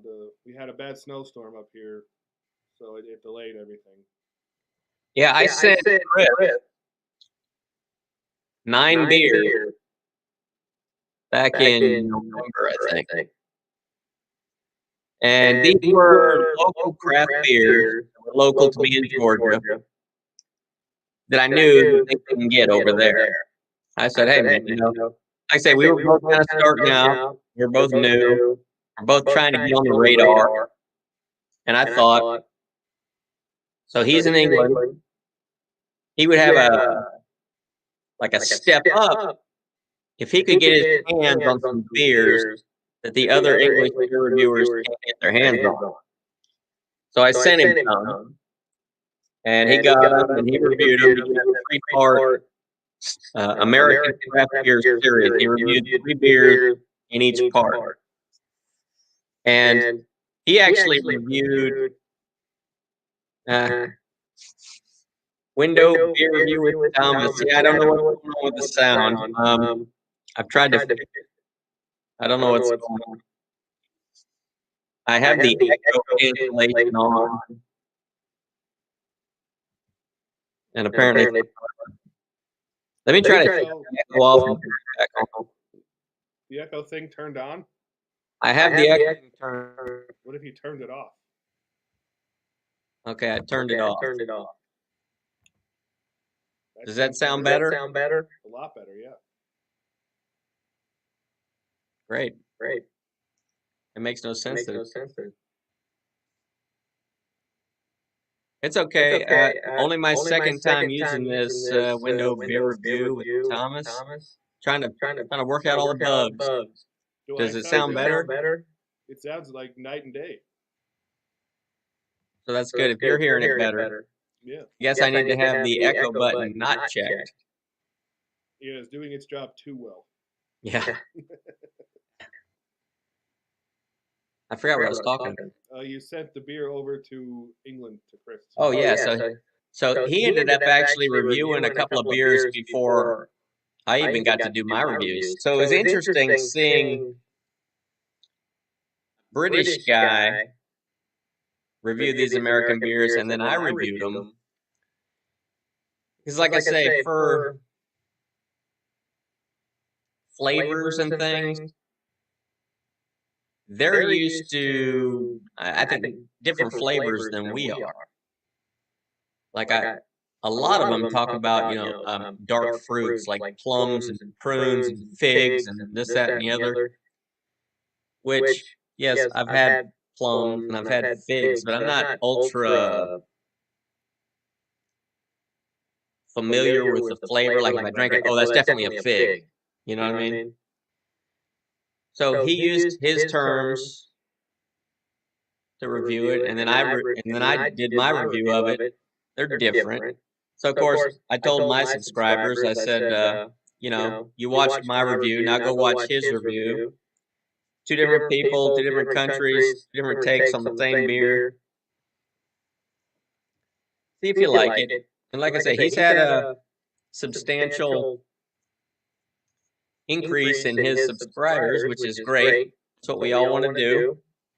And it's hard to get somebody who's a beer reviewer who's got 20,000 subscribers to even talk to me, because I'm still a nobody. So what I'm trying to do is get with these other reviewers who are new people starting out. That's a really good idea, because I guess in my ignorance I thought, oh boy, no one does this. I'll be the first. Well, I can tell you this: nobody does them the way that you do. Oh well, you're unique as well. So you start this fellowship of uniqueness. Yeah, I wanted to do it differently than everybody. And then I realized that some of my videos are boring. And I kind of fell into it. I got lackadaisical, and like I say, when I use a green screen, lately I've discovered I'm just taking a picture of the can. I squeeze it when it's empty so I don't make the mistake of picking it up again twice. But I'll just take a picture of the can and I'll put it on the green screen behind me. And so the thought occurred to me, I'm like, wait, all of mine are kind of looking the same now. And I want all of mine to be different. And I agree, Thomas. Everybody's different, and that's what I like about it. When we're all different with how we do it. If we all did it the exact same way, I think it would be boring. There'd be no reason to do it. Everyone if everybody did everything the same way, it would be boring. That's why I like seeing the variety. I know Rod, you like the comedy element. And that's what I like. But to be honest, my sense of humor is not everybody gets it. Oh yeah, me too. So I say things that crack me up, but I don't smile. I was a Marine for 5 years. They trained us not to smile and laugh and giggle when something's insanely funny. I'm laughing on the inside when I'm doing a lot of these things. But I like watching. It's like a magician. So you're a magician, you learn how to do a new trick. You're not good at it, but you keep practicing. And then you get really good. And then when you do that magic trick in front of somebody, and you can see it in their eyes, like, wow, how did you do that? That's kind of what I want to do with my beer review. I want it to be a real review. I want to say my opinion of it, but I just don't want to be scientific about it. I don't want to be super serious. I want it to be a fun, engaging, I want people to watch it, because once they start looking at it, they can't turn away. Yeah, you also have to consider your initial audience. I found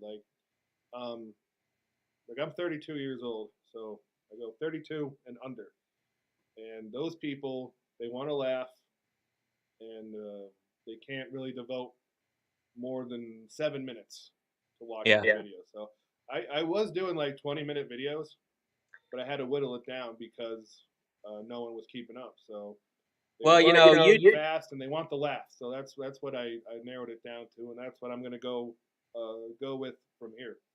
YouTube had it where, now once again, I'm not monetized, but you had to have a 10-minute video, and then when you got monetized, they would put ads on it. So I just started shooting for a 10-minute video. They changed the rules and they said, okay, it can be an 8-minute video. So I tried to whittle it down to 8. My Sam Adams winter, I forget what they call it. Sam Adams winter pack. The cold snap. No. It had, I think, 6 different beers in it. Oh, Jesus. So I had a 40, I think it's a 47-minute review. But it was me, 2 other guys, and we went through all 6 beers. So basically, six beers in 47 minutes comes out to like 6 minutes of beer, I think. One thing you'll know if you ever watch my videos is I am not a math wizard. And the more I drink, the more insane my numbers get. Oh, I know the feeling. But that's a good thing about having chapters. You know, you do one beer, you don't need chapters because it's just one beer. But if you've got like a party pack and there's 6 beers, you can do the timestamp thing. And then people can like skip ahead because sometimes, you know, I know, especially when you're drinking six different beers, and especially if you're there with somebody, the conversation can kind of get off track. And so if people want to just get to the, you know, nuts and bolts of the review, they can click on the timestamp and it'll take you to the point when you're talking about that particular beer. Good idea. I know, like, I did 3 Oktoberfest beers. It was like 2 that I got from Tavour and 1 Pennsylvania one, and nobody watched it. It was 11 minutes long. It's like my worst one ever. But 7-minute one people will watch, so it's like it's weird how people's attention spans work. Yeah. And I never thought about the timestamps, but maybe when I tap that, you know, the more beer focused people, I'll start doing that. Yeah, they're always coming up with something new. And like I say, if you want to get, you see somebody doing something this way, and you try to copy it, you just kind of following the trend. I'm trying to come up with something that nobody's come up with. Yeah. And then maybe that's the one that catches on. You know? Because then that way too, there's something for everybody. If you want to, like, I saw a video, there's a guy that reviews Dutch beers, and he's really in depth about it, and which is great if you're trying a Dutch beer for the first time. But if you're not, and you want to just know if something's good or not, maybe I could be the one that tell you whether or not it's good. You know? Yeah. And that's another thing is everybody has different tastes. What tastes good to me might not taste good to you. So all you can do is describe it to the best of your ability. I mean, this guy is right. It is a niche market. That's for sure. It is. But it's fun. That's for sure. And Thomas is in Ireland. So my day job is I fix airplanes. And when I was in school to get my license to fix civilian airplanes, there was a guy in my class from Ireland. And it was St. Patrick's Day. And I thought, how cool is this? I'm going to go out with an Irish guy. He's taking me to an Irish pub. This is going to be great. And the funny thing about this guy, he had a very thick Irish accent. And I know that they say, you know, we speak English, people from England speak English, people from Ireland speak English. Similar, but different. We have a lot of different words that don't really mean the same thing. And nobody could understand, Damien was his name. Nobody could understand Damien when he talked. So, what he would do is he would imitate John Wayne. And he would talk while imitating John Wayne. And then we all could understand what he was saying because his accent was so thick and, you know, the words were different. Well, when I went to this Irish bar, he ordered me a Guinness. Now, this is before I was a snob. I was a light beer guy. You can't go from light beer to a Guinness and enjoy it. It was like used motor oil. Oh, I tried to drink it. Oh, I was struggling. I always liked Guinness right from the get go. Yeah? Because, well, I mean, where I'm from, everybody's Irish. Just a little bit. So, Irish pubs were really hot in our area, and they all served Guinness. So, Oh, I drink it now and love it. yeah. But back then, it was rough. But like I say, it was cool, being in an Irish pub because they were playing like, you go to some bars or something, they got a guy like playing music and stuff. So there was a guy in this pub, but he's playing like Irish folk music, which I wasn't familiar with. But he's playing it. And I'm struggling drinking that Guinness. Damien, he's in heaven, because he's from Ireland, but he's in the United States. But he's in an Irish pub. They're playing Irish music live, and he's drinking a Guinness, and he's just having the time of his life. Well, I'd love to go to Ireland and go to a real Irish pub because we had so many. We did have so many in Scranton, and they were a blast to go to. They always had live bands, and then they could flip in an instant to like nightclub mode. You got the best of both worlds when you're in your early 20s. Yeah. Several of my coworkers have been to Ireland, and they say that the Guinness that you get over there is way better than the Guinness you get here in I'm the sure. States.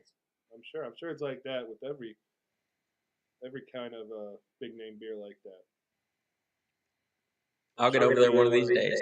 I'm sure the Hofbrau over in Germany is way better than the one you get here. Yeah. That's why I pour my beers hard, all of them. I know in this country, it's like a sin if you pour it the way I pour it. Because this is how Americans do it. Pour right down the side.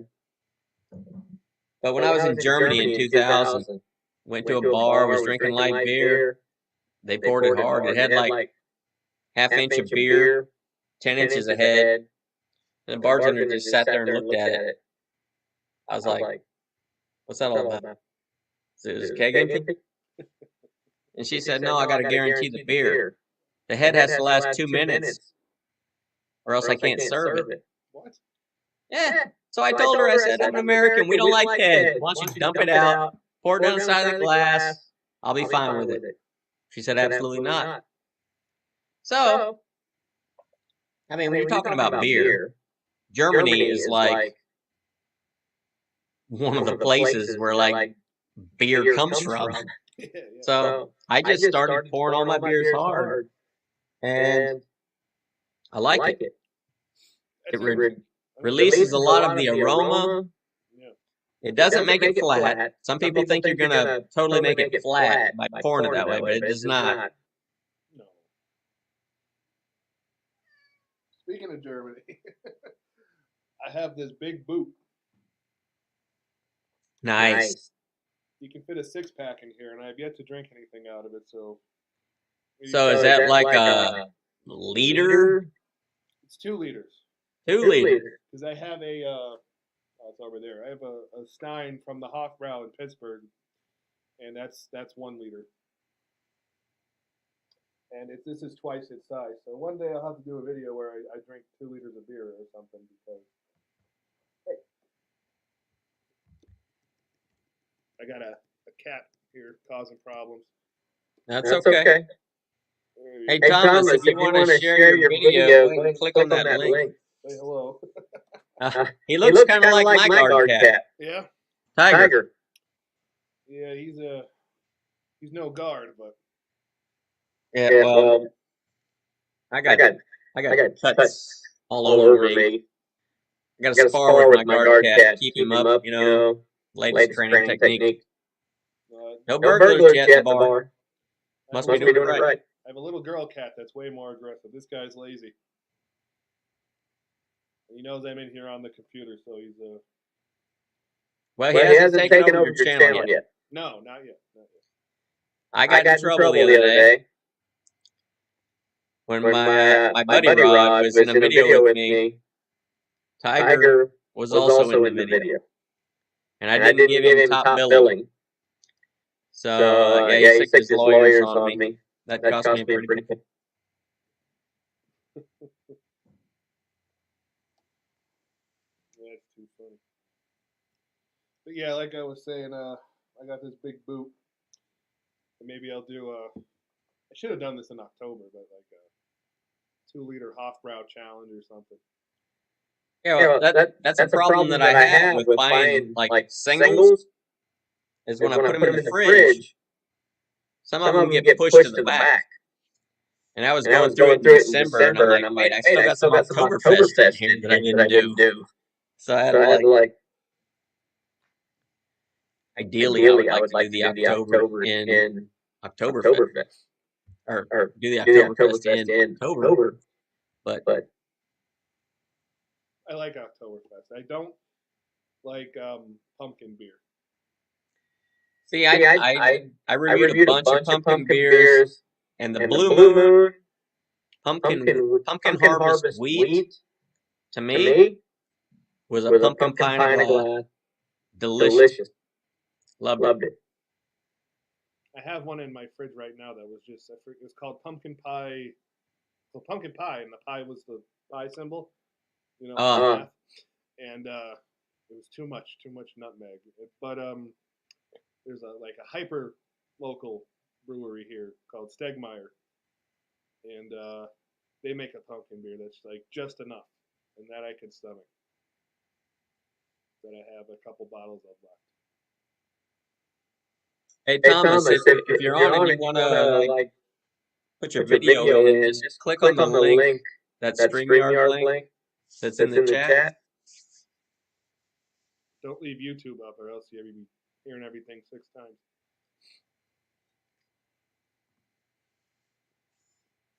Yeah, it'd be nice to hear an Irish viewer. Because let me see, as far as Irish beers go, I think I've only had 3. Of course, I've had Guinness. I got the regular Guinness, extra stout, the Harp, which is, I guess, the light version. What was the other one? I know I've had another Irish one. Murphy Stout. Yeah, I've had Murphy's. What's the one?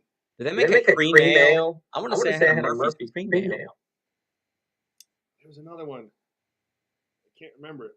It was good though. And the bartender at the bar yelled at me because I said it wrong. It's not pronounced the way it's spelled, and I can't remember it for the life of me. Schmittix. And it's spelled Smithwix, but you have to say Schmittix. I didn't know it was called Schmittix then, because I've called it Smithwix. Yeah, maybe the bartender was stupid, but well, let me try that Smithwix, and she goes, "No, Schmittix."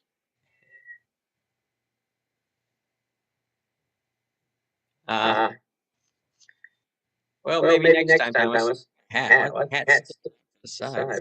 Here. There we go.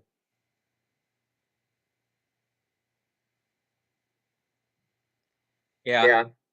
I'm gonna make it to Ireland one of these days. I say that's the perk of my job, fixing airplanes. I get to go all over the world. So I'm looking forward to I say a buddy I was in the Marines with, he was on earlier tonight, also named Rod. His job just transferred him over to England for 3 years. So I'm giving him time to figure the place out, find out where the good places go. And then I'm going to fly over there and visit him. And while I'm there, I'm just going to like hop on the train.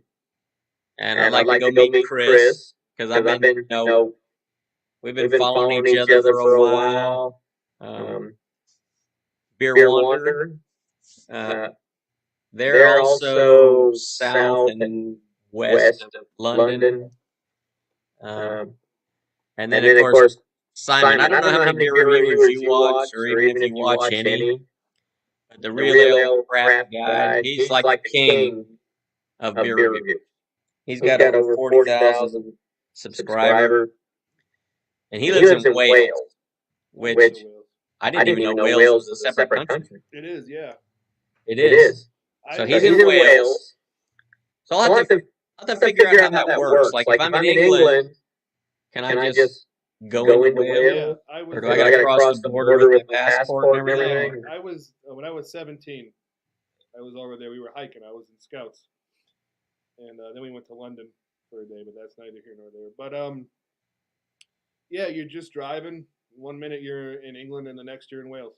It's like going. So it's not like a border with border guards. No, You you got got to a show sign that says like "Welcome to Wales," and it's in Welsh underneath, and that's pretty cool. But no, there's no guards or nothing. Maybe there's Okay. No, there's just a sign. I remember it distinctly. Yeah, I mean, I think it would be cool because I say we all do it differently, and I'm blessed that with my job I can fly.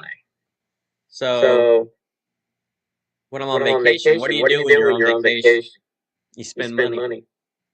So I can go over there, buy a train ticket, because for me, it's like it would be so cool to intermingle with these channels that I've been following for so long. I'm in America. You're in America. A lot of the beer reviewers are in England. And I watch them. And you watch them do a review on a beer that you can't get here. And it sounds so good. It would be nice just to, if you watch the English ones, they get their beer at Tesco, Morrison. I think those are like grocery stores over there. Like Aldi and Lidl. Those are big over there. We do have Aldi's and Lidl here, but they're small. But they do have fantastic beers. Yeah, I don't know. In here, Aldi's doesn't sell beer. Oh, really? Yeah. Well, here they sell it. There's not a huge selection. But what they do sell is very good. In Pennsylvania, there's a loophole. You have to, if you want to sell beer at the grocery store, it can only be in a 12-pack, and the grocery store has to serve food, like a deli counter with food and tables. Okay. You have to be able to sit down and eat, and that's if the grocery store doesn't have that, you can't buy beer. You have to go to a beer distributor. Wow. Sucks. That's why I like going down south. You can buy beer at Walmart. Yeah. I lived in Miami. I left there in 1998 to move to the Atlanta, Georgia area. Best place to buy beer was Kmart. They sold everything. Beer, whiskey, wine, everything. Cheap? I couldn't imagine that. Some places I know, because I got friends that live all over the United States, and some places you can't buy hard liquor at a grocery store. You got to go to a liquor store. All of the liquor stores are owned by the state of Pennsylvania. Really? Yeah, like there's no like Bob's Liquor Store. They're all called Fine Wine and Good Spirits. Huh. So everybody that works there is like a state employee? Yeah, it's a good job actually. They're unionized and I know I went to was it New Jersey? You're not allowed to pump your own gas. No, which I hate. We go there. We go there for vacation. You're trying to leave, and you got to wait for the gas pump guy.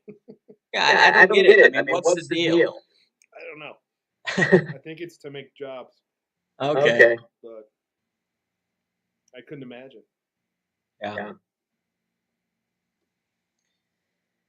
Well, I'm reaching the bottom of the glass. This one was thick. Is that barrel aged? Let's see here. Those are tough.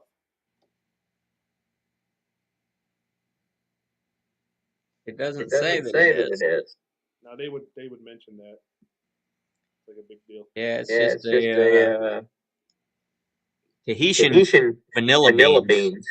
Not like other Tahitian, but mint, lactose, and candy cane. Cool notes of peppermint, roasted malts, and deep chocolate.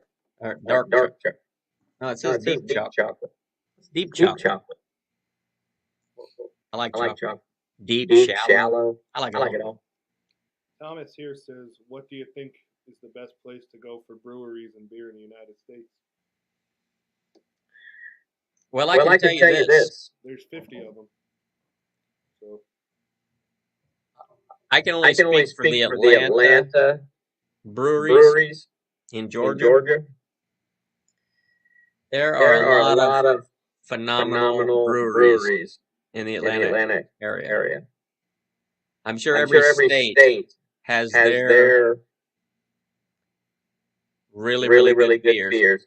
The thing about the craft beers is where do they send them? So, like, I'm sure you've got some Pennsylvania beers that are probably outstanding, but it's a small little brewery, you know, and maybe they don't have a distribution to send it all over. So I probably can't get those where I'm at. And like I say, Yingling is big. It's very big. But we could only get certain beer from them. So I'd heard about this Hershey's Porter. Well, actually, forget the Hershey's Porter. Yeah. The Yingling Porter. The regular Yingling Porter. I've known about it for years. They just don't ship it here.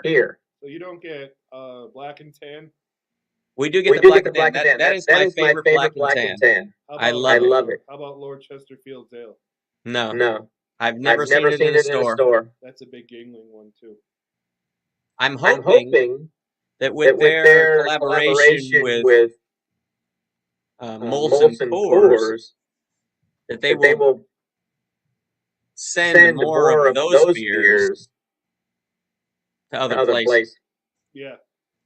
Because I don't know if I'm biased because I live in Yingling country, but I feel like if you're coming here from another country, I would say, yeah, try Yingling because it's affordable. It's like the everyman's beer, but it's also pretty good.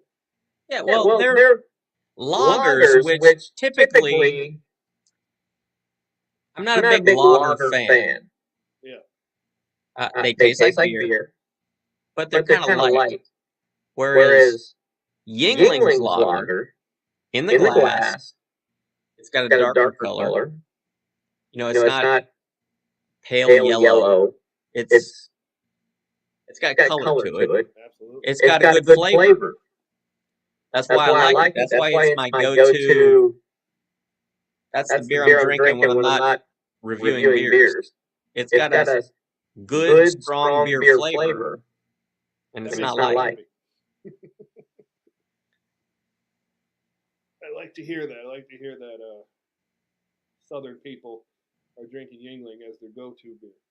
Well, talking about Facebook, I saw on the Yingling page, like tons of comments. I live in Oregon. I had Yingling when I was on the East Coast. I wish I could get it in Oregon. And I think that with this collaboration with Molson Coors, they're going to start brewing the Yingling beers. And it's going to, because Yingling is available, I want to say it's in 22 states. But that leaves, what, 28 states that don't get it, can't get it. So hopefully, with that collaboration, those people can start getting it.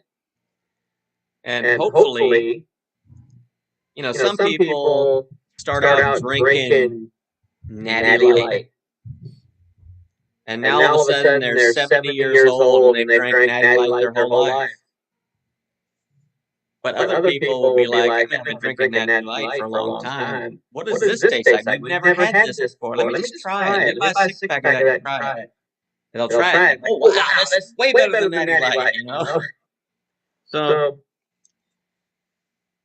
that's what I'm hoping. Yeah, it's always been unique. America's oldest brewery, only available in 22 states. I watched there was a show on TV.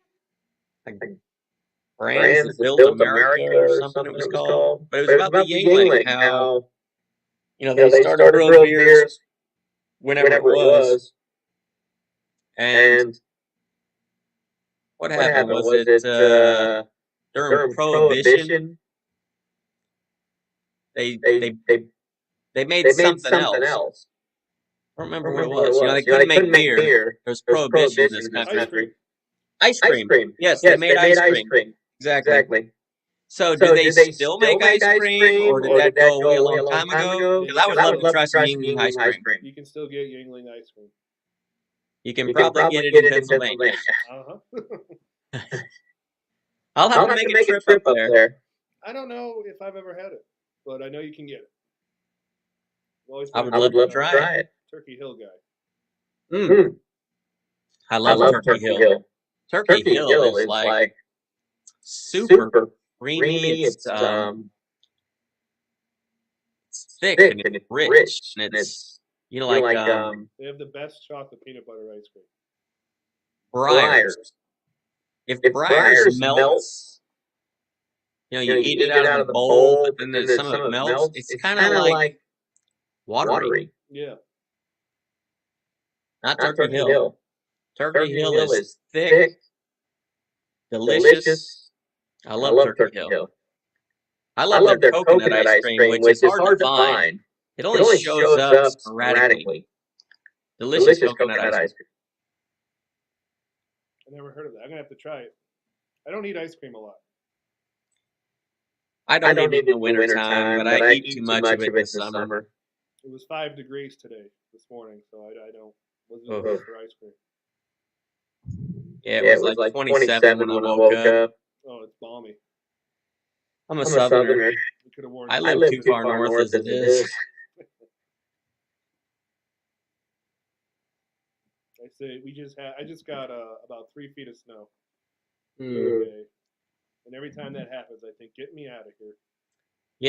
Get me below the Mason-Dixon, let me tell you. As a kid, snow is fun. Because you just play in it. As an adult, and you gotta go work, yeah, I'm not feeling it. I think, that virus is keeping me out of work. But if I had to go, that would have been terrible. I would have just called off. But 3 feet is excessive. I'll take a few inches, 6 Well, in the South, if it snowed a few inches, it'd lock the city down. I've heard. Even one time I remember being in New Jersey in March, and they got 3 inches of snow, and they declared a state of emergency. Yeah, home, I think, are you kidding me? We did not have salt trucks until they called it Snowmageddon. It was it locked the city down. We don't have mountains in Atlanta. The interstate has gentle rolling hills, but they were iced over. All we had was sand. Craft beer pours. Brandon, I believe. Am I right? Yeah.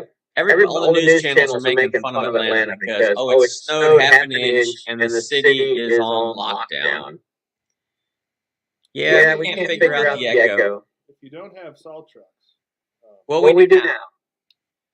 When we got embarrassed, I had a Toyota Tundra, and 3 years ago on Christmas Day, I crashed it into a telephone pole. There was only an inch of snow because they hadn't salted yet. So it happens. I think the reason Atlanta never had salt trucks was because it didn't snow enough to warrant purchasing. So they typically just throw sand out on the road. Well, sand doesn't decrease melting temperature of the snow. They use like ashes. I live in like the mountains, in the rural area, and on the highway they'll put down like this salt liquid, but then up here on the side roads they put down like ashes. It's weird. You got your Christmas beer, Brandon? You do. Click on the link.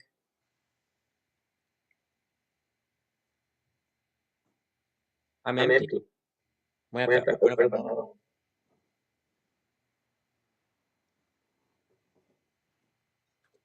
I'm going to go back to this.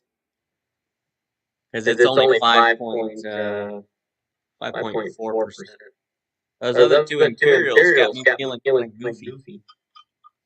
These are nuts, man. I think I only have a StreamYard open. Let me see. Ooh. How about now? I was the idiot. I was the idiot that had YouTube open. The window was down at the bottom. I didn't see it. Is it better? Bring your company on. It's Christmas. Oh.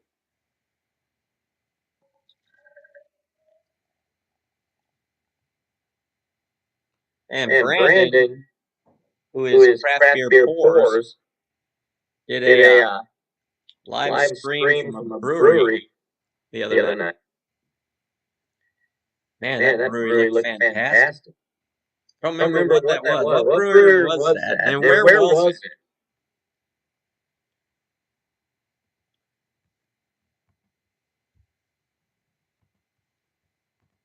How about now?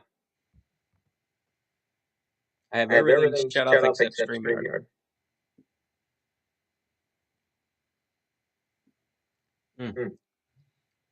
See, that's the one that always surprises me because I forget. It's got peaches. Shiner Holiday Cheer. But it has a very pronounced peach flavor. But the peach flavor mixed with the beer flavor makes it taste like Christmas. I'm going to look for that next time I go to the store. I love it. Beers that have a white head, to me, are just boring. You know, this got the darker beige colored head. It seems to be more smells great.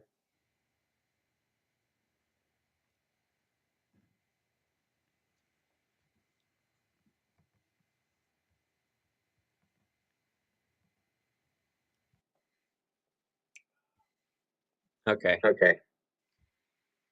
Still echoing? I don't hear any more echo anymore.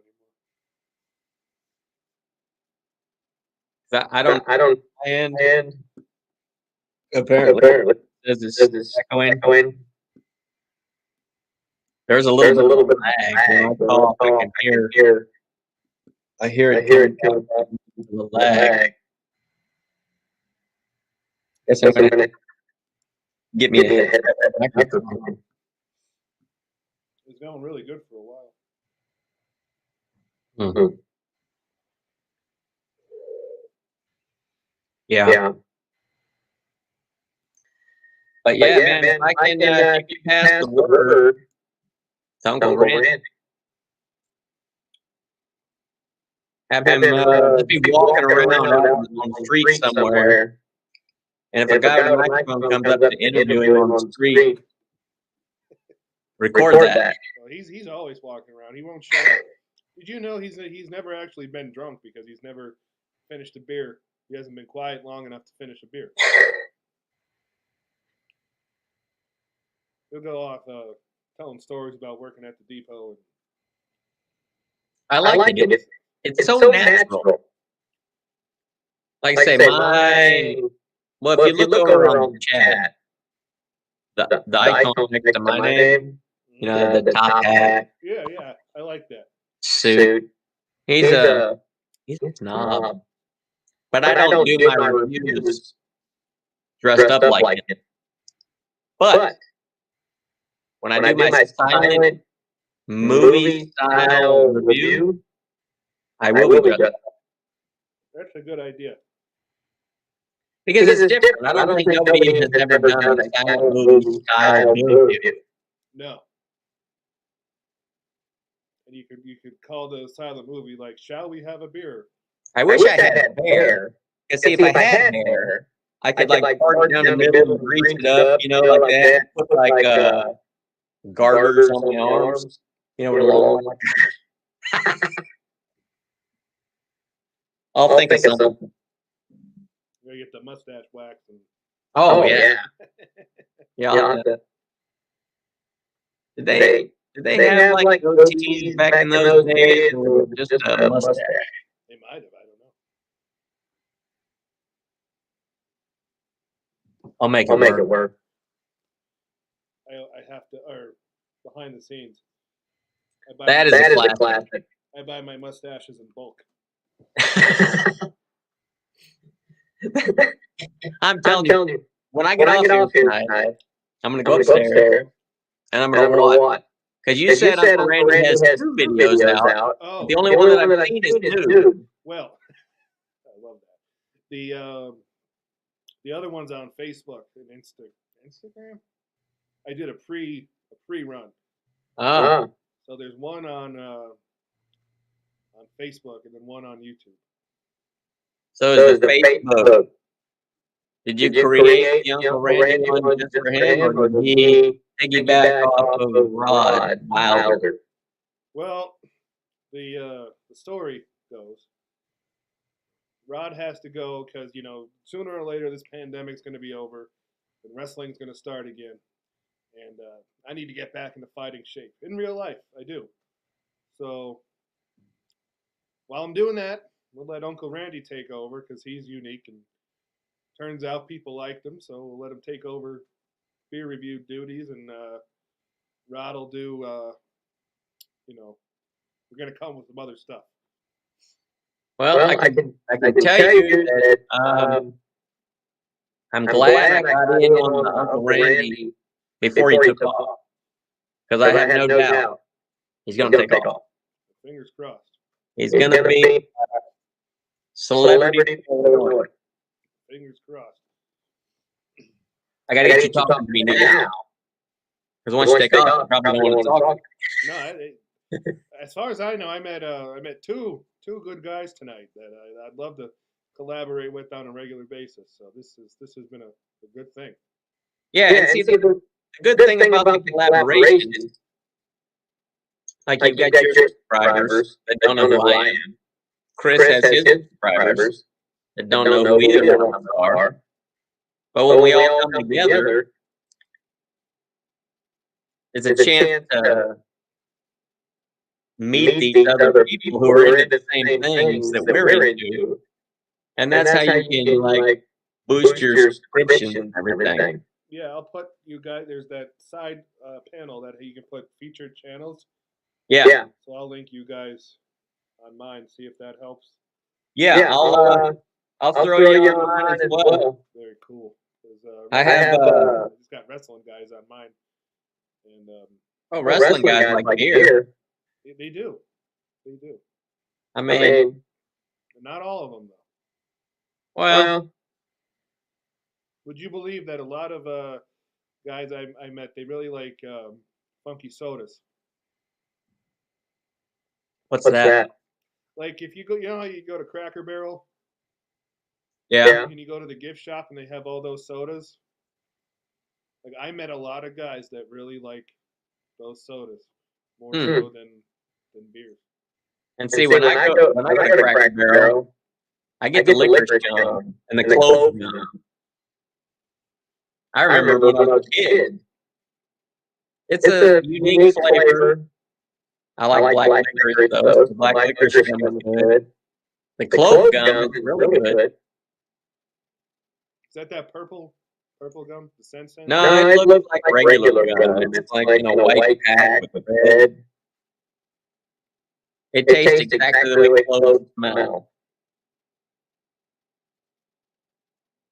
Which, yes, I like. I can't do black licorice. Well, you being in Pennsylvania, I don't know. Have you ever heard of whorehound? What? Whorehound. No. I was actually born in Nebraska, and I lived there until I was like 7 or 8. There was a candy called whorehound. A whorehound is a type of plant that gives this whorehound candy its flavor and its name. And it sounds weird when you say whorehound. You're not talking about candy, right? You're talking about some dude, you know. Now, whorehound is a candy, but it has a unique flavor. And it's probably like blue cheese. I was raised, the only salad dressing we had in the house was blue cheese. So guess what I like? Well, I love Blue cheese. Some people can't stand blue cheese. They say it's too pungent. The flavor is just too strong. It's like boiled milk or something. But I like it. So I guess it's kind of what you're raised on. Yeah, everybody in the South was raised drinking sweet tea. By sweet tea, I mean a pound of sugar Oh yeah, no, it's for 12 ounces of tea. But I was born in Nebraska where we drank unsweet tea. So I prefer unsweet tea. Everybody down south likes super sweet. I like moderately sweet tea. I mean, sweet tea tastes good. But once I put it up to my lips, it's so good that I don't pull the glass down until it's empty. And then I can eat the rest of my meal with nothing to drink. I worked at McDonald's when I was in high school, and that sweet tea came out, and in each carafe they put 4 1-pound bags of sugar, and I said, "Not for me." Speaking of McDonald's, McRib is back. Oh, I got to get there. They closed like last year. They closed the McDonald's that was closest to my house, and I live in like bumfuck nowhere, so I got to go and travel to go to McDonald's. So I got to get to one to get a McRib. I love McRib. So I'm sure part of the appeal is that it's not always available. It comes back. And when it's come back, it's a limited time. So I got, because I'm a Big Mac guy. Love a Big Mac. Mm-hmm. But when the McRib is here, I got to eat the McRib until they go away. Then I go back to the Big Mac. I think maybe I'll do that tomorrow now that we're talking about it. But it's delicious. My siblings went to culinary school, and they learned that it has to do with the price of pork. Pork is cheapest, I guess, around this time of year. So that's when the rib comes back. Yep. I wish I'd bring the price of pork down all year round. If there is a place on earth where the McRib is available all year round, I'm jealous. Yeah. I do. It's simple. It's pork with pickles and onions. That's it.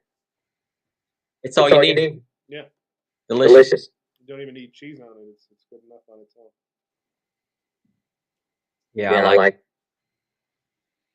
In fact, got some kids in the night upstairs. That's why my wife went and picked up some Little Caesars pizza.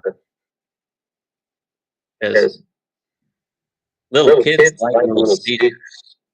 I mean, it's okay, but you're talking pizza. I like. We have Marco's. You got that up there? No. Where I come from, there's like more pizza places per capita than anywhere in the world. So what's the best pizza up there? Depends who you ask, really. Like it's all little mom and pops. There's styles too. We have there's a town not far from me. It's where my mother and grandmother live. It's called Old Forge. And they have their own style of pizza. It's square. and they'll tell you they're the best pizza. They're the pizza capital of the world. And everywhere else is regular round pizza. And we don't order pizza by the pie, we order it by the tray. Yeah, see, I've heard of like New York style, Chicago style. There's a pizza place here that says they have Detroit style. I'm like, what is Detroit style? That's coming around here. I seen a picture of it. It's like a square. Yeah, it's a square. With a ton of It's pepperoni. delicious. Is it? Yeah, I like it. There's places I've noticed now they're making a Detroit style. I've never been to Detroit. I'd love to try it, from the horse's mouth, but Yeah. Well, it's like I used to watch the Food Network all the time. And my wife hates it because she's like, you watch it all the time, but you don't learn. I said, I'm not watching the Food Network to learn how to make it. I'm watching it, fantasizing, and I'm going to get to eat it. Yeah, you want to see where to go to get it. So like chili. I love chili. In the wintertime, I love having chili. So like, is it Cincinnati chili where they put chocolate in it? I've never heard of that. I know they put it on spaghetti in Cincinnati. Yeah, so there's some weird things people do with chili. To me, it's not chili if it doesn't have beans. Gotta have beans. Some people don't like beans in their chili. I'm like, what's in it? Like meat and chili sauce? What's in it? I met a guy in wrestling from up in Rochester, New York, and they got these things called garbage plates, which is like chili, noodles, and coleslaw, like all mixed together, different variations of it. Doesn't look good, but it sounds like. I lived in Texas for a little bit, and they had this breakfast burrito called a dirty diaper. Yeah, it had everything in it. Looked like a dirty diaper, but it was delicious. Makes me want to go back and have one. I got to refill real quick. I got to take 2 steps over here to the fridge. I got something else I can show you.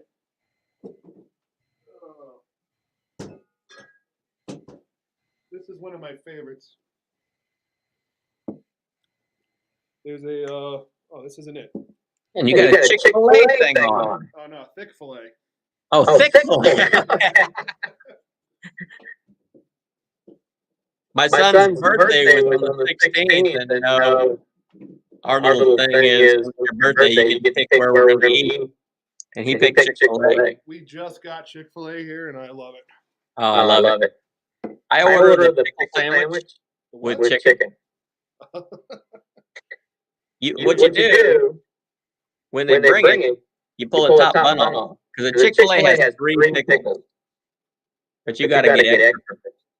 Every Chick-fil-A that I go to, when you order extra pickles, they'll give you 2.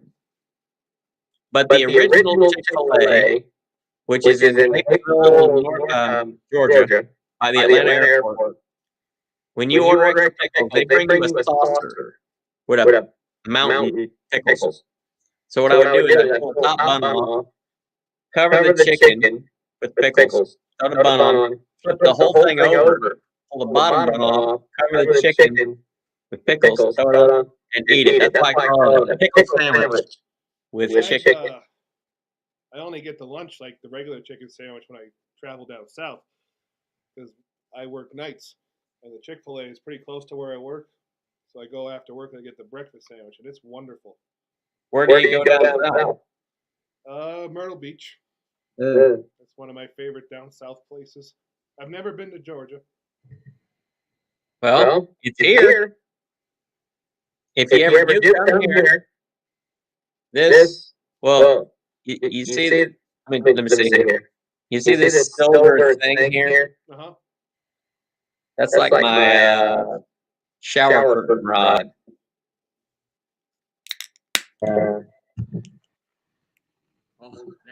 There's the magic right there. That's the magic. Somewhere, right there. I can take my bar anywhere that I want to go. All right, so I can take it to Brandon, PA. that's where Matter of fact, I've been there. I might have to do that because that's the only way I'm going to get Uncle Randy on the street is if I'm live from Scranton, PA. I just got to figure out a beer for him to taste. Well, he likes Yingling. He likes the Lord Chesterfield's ales. I wish I could get that. The Chetties. That's the working man's beer. We only recently got the Golden Pilsner. I've only recently started seeing that. I've never had that one. That's pretty new. Since I've never had it, maybe I'll buy one of those. And then Uncle Randy can do a review of the Chesterfield. What's it called? Lord Chesterfield Ale. Lord Chesterfield's Ale. It comes in a green bottle or a green can. Okay. Yeah, I wish I could get it.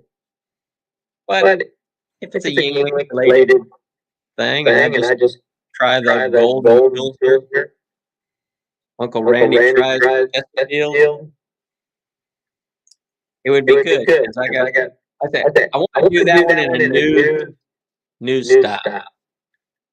So similar to my Pabst Blue Ribbon, but obviously different. I got another beer forecast lined up because the one that I used before is on vacation. She gave me a video of her being on vacation that I was going to use in a video. But I figured that's another thing. The more people I can get in my videos, they've got fun. So if it's somebody new in my video, they're going to say to their friend, hey, I'm in this video, check it out. It puts my videos on more eyes.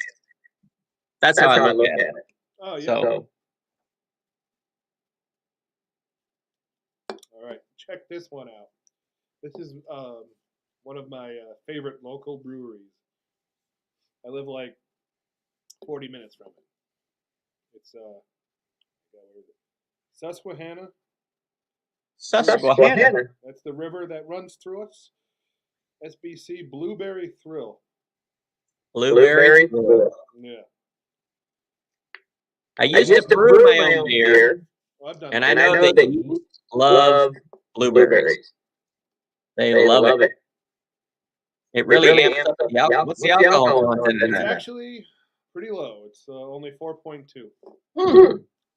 This one's a it's a good summertime beer. But I think, berry's a good winter flavor too, because you miss it. But this brewery doesn't make anything I don't like. Susquehanna. Reminds me of, I don't remember what it was. Like an Abbott and Costello or something. Susquehanna Hat Company.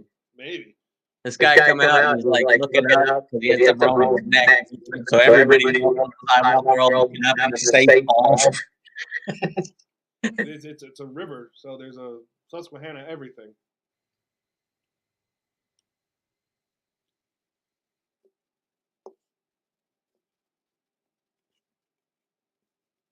But they are my favorite.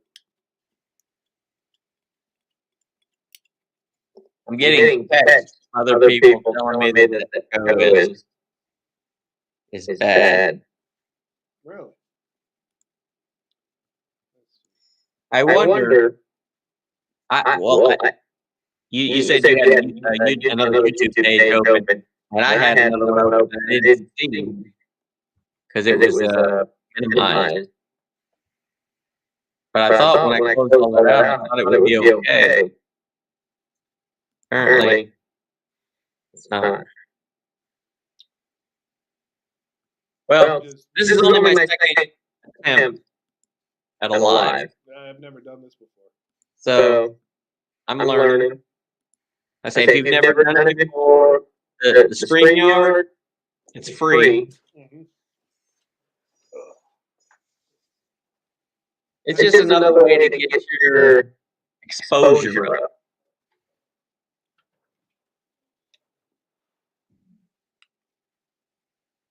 I wonder if I used a external microphone with headphones, it would work. Because it shows, and I might have ruined this whole thing, that my microphone is picking up what my speakers are putting out. So I don't know how that works. Like on mine, off to the right, there's a setting, the little gear. Yeah. Click on it, and I can. It says echo. See what it says? Echo cancellation. So I checked that. Do you have settings on yours as well? I did. I just checked it. How's that?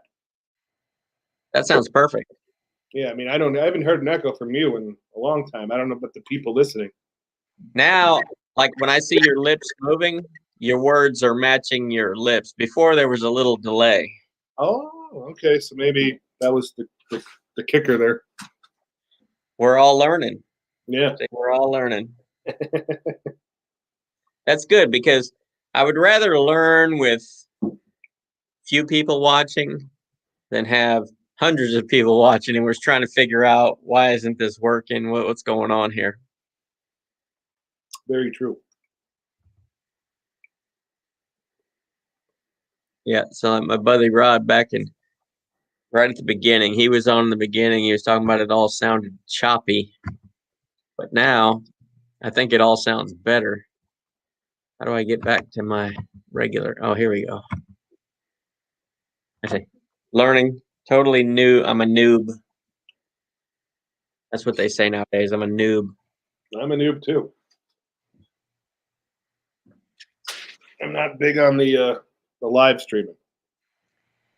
Yeah, like I say, it's a good, especially, Chris is over in England. Mhm. So he had some of his followers were on the chat tonight. So maybe they didn't know who you were. I'm sure they did. Maybe they do now. Yeah. And like I say, I'm sure if they watched any of your stuff, they'd be like, man, this freaking bloke is hilarious. I give my buddy Rod hard time because he just went over there like a week, maybe 2 weeks ago. Sold his house. Him and his wife moved to Mildenhall, England. And I said, man, when you come back after 3 years, you're gonna be talking funny.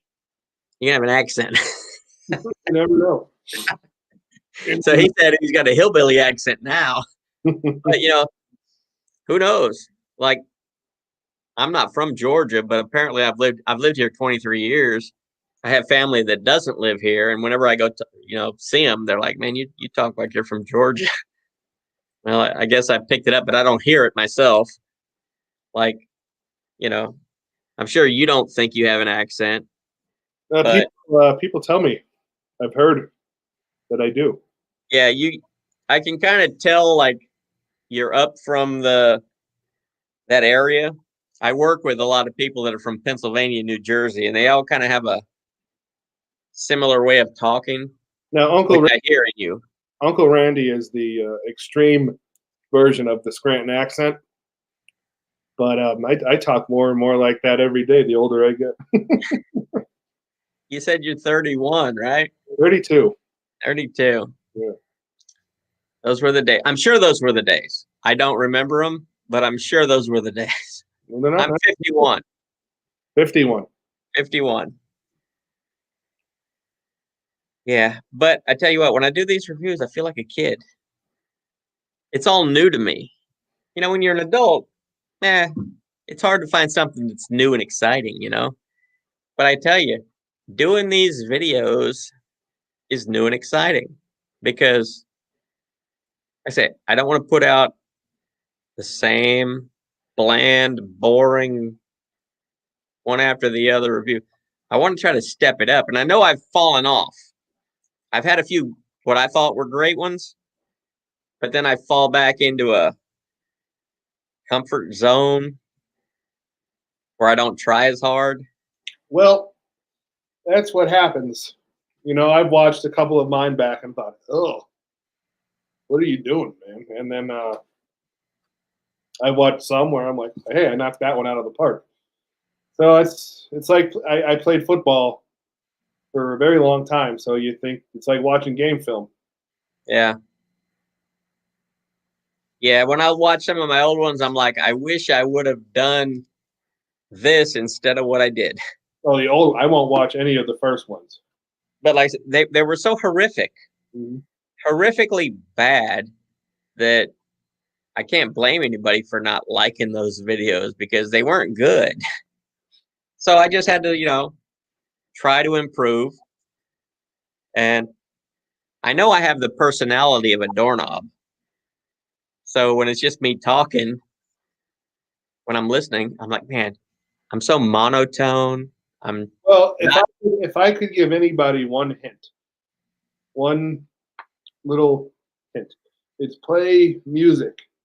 On YouTube has a royalty-free music library, and just play it in the background and at like 5% audio. I don't know how your software does it.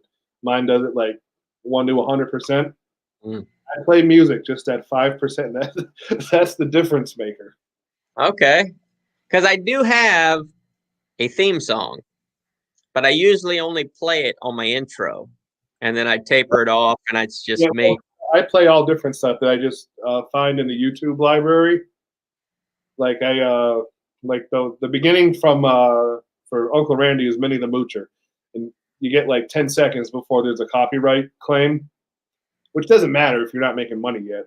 But still, I'd like to avoid that. But for the Let's Have a Beer version, it was some Oktoberfest song, and I just used like 2 seconds from that, and then I found a royalty-free Oktoberfest song to play before Fritz talked, and then I just played random stuff while I reviewed the beer. And let me tell you, after I started doing that, like that's the difference maker. I don't know what it is; it just is. I'll have to do that then because when I was looking for music for my intro, finding the free music, I wanted music that fit a beer snob's persona. It was hard to find something. Actually, the music that I use is called All That Jazz, which I don't think jazz is a snobby music, but it fits. It just fits. It fits with, I used to have an intro where I had a green screen piano in front of me and I was, playing it, even though I don't know how to play a piano, but I was, playing the piano on the intro. And I just thought it was good. But then, I'm almost at 100 videos. I think I just uploaded my 95th one this morning. Oh, wow. So I want to do something special for my 100th video. And I was thinking, what can I do? Maybe like have all the people who have appeared in my videos kind of come back for a 100th anniversary episode or something. I don't know. But I put out 3 videos a week. I don't know how many you're doing, but when I first started, it was 1 a week. And then after a couple, I was like, I found myself wanting to do more. So I did 2 a week. My wife tried to talk me out of it. She said, 2 weeks too much. You're not going to be able to handle it. Well, I did 2 a week. And then I still had too much downtime because, once you get better at it, and you can, if you're filming an 8-minute review, so I'm filming, for 8 minutes, the longest part of it is the editing. But still, it's not that much. So now I do Monday, Wednesday, and Friday. So I don't really want to do 4 videos a week because that would be really putting it on. But 3 a week is good because I usually film them all in one day. I just change my shirt because I don't want, like if you pull up my page and you see my videos, like, hey, there's 3 videos, he's wearing the same shirt. What's up with that? So what I usually do is I bring down 2 shirts, keep with me. I'll film one, take that shirt off, put a new shirt on. Now it's a different day because this video is going to come out on a different day. I don't want to have, looks like I wore the same shirt all week long, but that's what I do. And yeah, I gotta find that. Gotta step it up. Step it up. You got the right idea. I'm telling you, you branched your, channel off to do. Uncle Randy's gonna do beer reviews, and Rod Wilder. What is he gonna do? I don't know yet. Obviously, when wrestling comes back to Pennsylvania. Is that your wrestling name, Yeah. Rod Wilder? I used to be when I first started. I was the tender age of 25, so I was the Cougar Hunter. I like cougars. I did too. And then I did like a bad guy angle for a while, and then COVID came, so now I'm sort of in limbo, just Rod Wilder. And I think he's going to come back, and I'm going to be like, the working guy, beer drinking everyman. Because I'm over 30 now. And, Yeah. So that's you do like the live wrestling, like I don't know what they, not games, what do they call it? Matches. They do like the matches and stuff. You just do it in Scranton, or you like traveling around, or? When I first started, I would go to I think the farthest I've been is way upstate New York. But yeah, I mostly stay Scranton. I wrestled in south of here, Hazleton.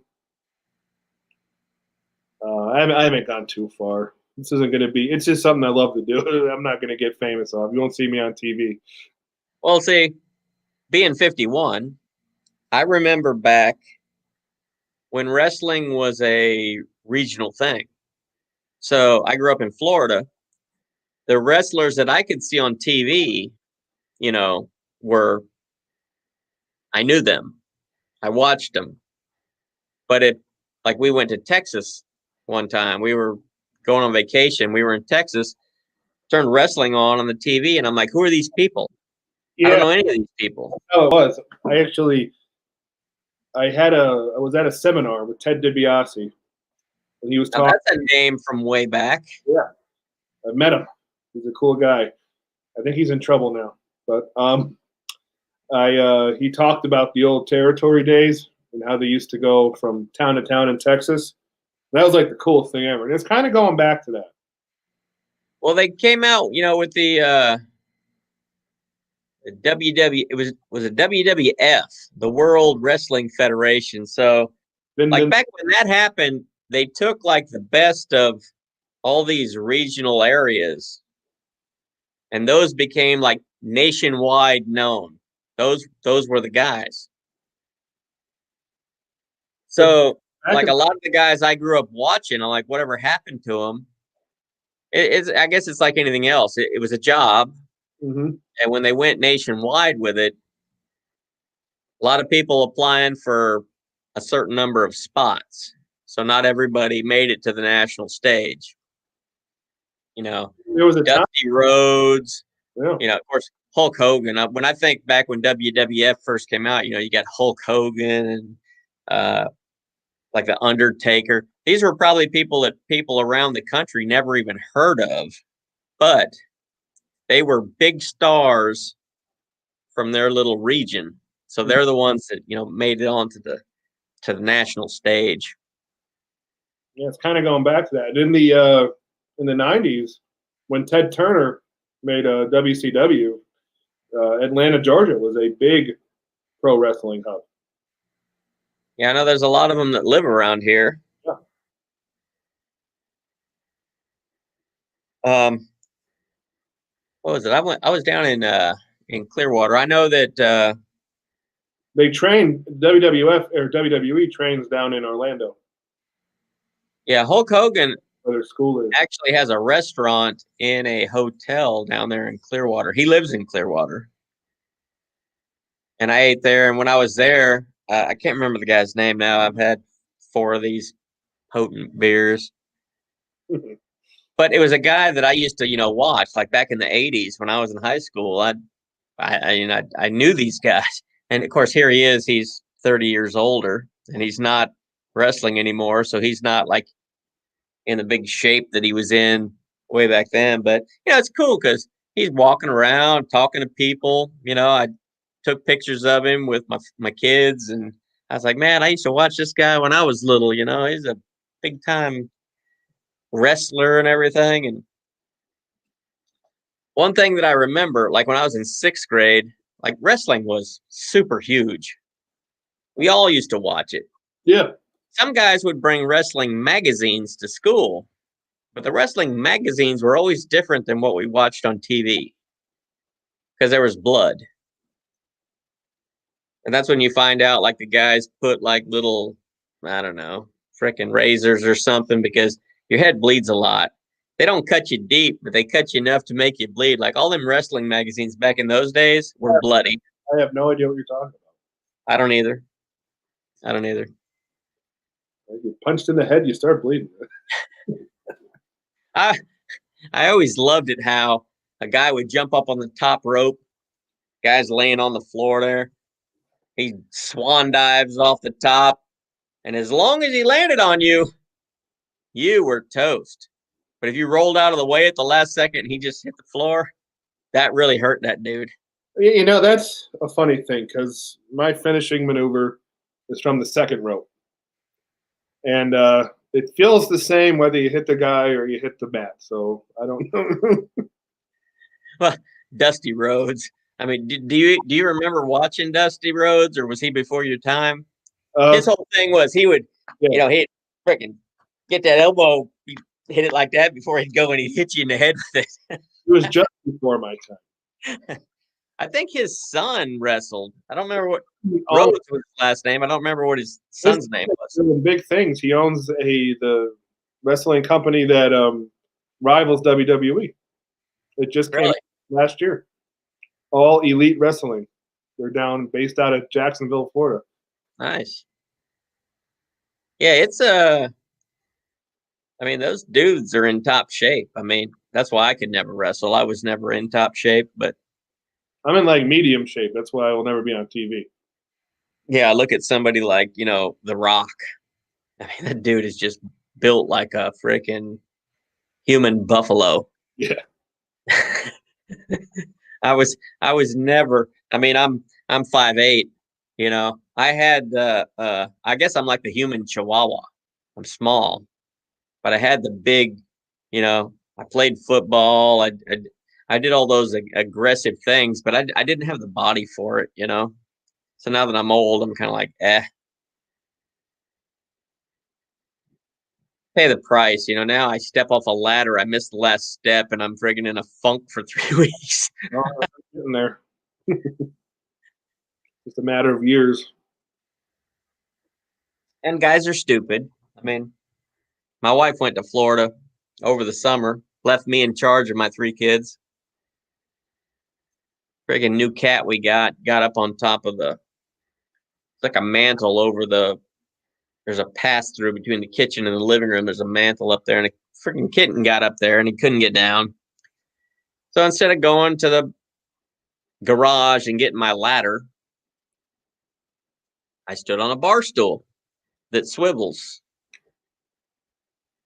Yeah, that was bad times. I got up there, reached up there, and a freaking cat hissed at me, and I was actually holding my other son up in the air, and when the cat hissed at him, he kind of twitched me, and next thing I know, I'm guiding my son onto the couch as I'm going over on the hardwoods and broke my foot. Oh. I taught myself a lesson, though. I laid in bed for 2 days with it throbbing before I went to the doctor. And then when my wife came home, I said, do not ever leave me in charge again because I'm stupid. And it cost us money. $1,800 to go get a cast out of my foot because she left me in charge. She should have known better, but it happens. It happens the weirdest way. That's how my football career ended. I took a weird step and my knee blew out. I didn't even get hit. And the first thing that happened that comes to mind when I hear you say this, because you're in Pennsylvania, Was it All the Right Moves? That might be before your time too. That was a Tom Cruise. I think it was a Tom Cruise movie back in his early days. He's in Pennsylvania,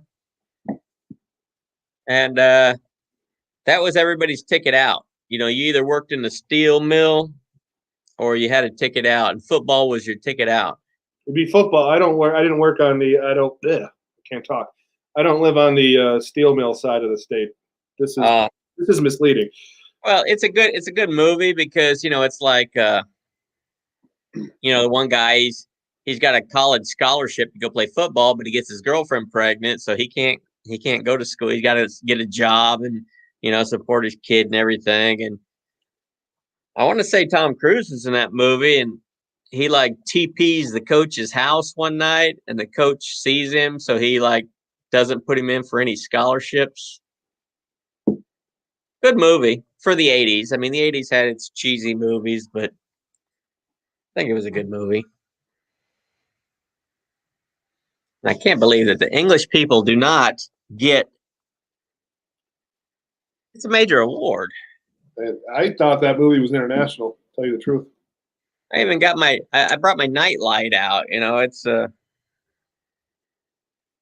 I'm jealous. I had a like a miniature, like not quite nightlight small, but small leg lamp. But I see you have a full size one.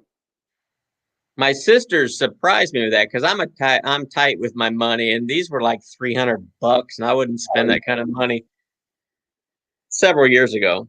Oh, God. My sisters, I have 3 sisters. They all chipped in. They bought one, and it got delivered on Christmas Day of all days. Was it in a big Fragile box? I wish it was. It was in a cardboard box, but as soon as I opened it and saw what it was, I was like, man, this is the greatest thing ever. So I did 2 beer reviews with my buddy Rod before he flew to England, and I had that up on my bar here just because I saw that one. Yeah. It's Christmas, and it's a major award. Look, that has nothing to do with Christmas, but you don't know the movie. Yeah, I love that movie. I do. I watched all 24 hours of it on. Exactly. My wife doesn't understand it. I mean, she can watch movies 24 hours, but she'll watch one, then she'll watch a different one, then a different one, a different.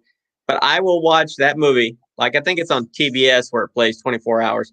I will watch it, and when it's over and it starts up again, and I start laughing all over again, she's like, you just watched it. I mean, I don't get it. At the beginning of the video, it says, Brian, the beer snob. Yeah. He's English? What's that? Is your wife English? No. Oh. No, that's not my wife. No, I hired that person. That person is English. Okay. I hired her off of Fiverr. Oh, interesting. Yeah, it was cheap. Matter of fact, I just hired her the other day, last week, to do some more voiceover stuff for me because her voice just really fits with my channel. Yeah. I went to Fiverr, which I don't even know. Do you know about Fiverr? Yeah, I knew about it, but I totally forgot about it until you brought it back up. So, I mean, anything that you need help with, somebody out there can do it. Like I said, I got my first video edited off of Fiverr. But then when I was, trying to get a good intro going, and I'm like, when I look at my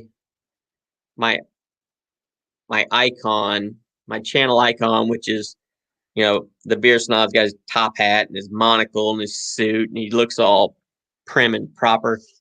It couldn't be any other voice than English. I mean, British. So when I went to Fiverr and I typed in British voiceover artist, I must have listened to like 200 men and women. Nothing was really jumping out at me. But when I heard, her name's Scylla, when I heard Scylla do her thing, I was like, I think that's going to work. So I hired her to just do my intro. And I mean, it was like $10. Oh, sure. And it was perfect. She said it 3 different ways. I mean, to be honest, she made $10 for all of 30 seconds worth of work, but it totally worked. And once I started putting her voice intro on my channel, everybody was commenting about, who is that? That's awesome. Who is that? So I just hired her again to do some different little intros. And I've had a couple of people that have been in a number of my videos. So I said, well, let me get some vocal introductions for them as well, since they're frequently in my videos. And yeah, she charged me $20 to do these new intros, and then she threw in some other little sayings that I can drop in my videos, you know. And it's perfect. She does a very good job. So I gave her a nice tip, and I told her, I said, I know you only do voiceover work, but if you're ever ready to be on camera, it would be nice if you could have a green screen behind you and just walk over and say something and then just walk off camera, because I use green screen. I could make it look like I'm standing behind my bar, and then she comes up behind me and says something and then just walks off, and it would be cool. And she says, well, I don't have that set up yet, but if I ever do, I'll let you know. So I'm hoping that she gets it. I'll have to check that out for like graphics, because I don't do graphic design very well. Yeah, I was gonna hire somebody to do a cartoon intro for me. You know, like Brian the Beer Snob as a cartoon, and people were wanting like $50 to do a 10-second cartoon, and I'm like,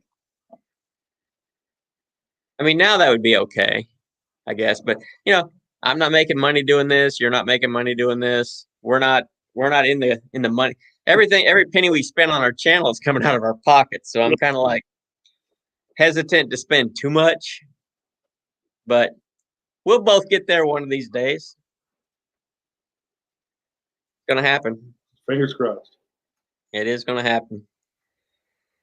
But I tell you what, my back teeth are floating. I don't know what that means up in Pennsylvania, but down here it means I got to go take a leak. I never heard of that, but I like it.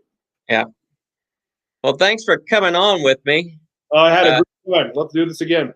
I knew Chris wasn't going to last long because it was 9:00 p.m. when we started at 4 for us, so I knew he wasn't going to last long. He told me that, but Almost midnight then over there. yeah. But yeah, hopefully, man, we can get together and do a little cross, cross channel reviewing here. Something going on, and like I said, I would really like to have Uncle Randy be a guy on the street. Oh yeah. For my newscast. You just tell me what street to be on, I'll be there. All right. Well, I'll like I say, you can get that Chesterfield Yingling that I can't get. I can get the Golden Pilsner, which I've never had. So maybe I can do a Chesterfield / Golden Pilsner review. And then if you ever need anything from me, I'd be more than happy to, whatever.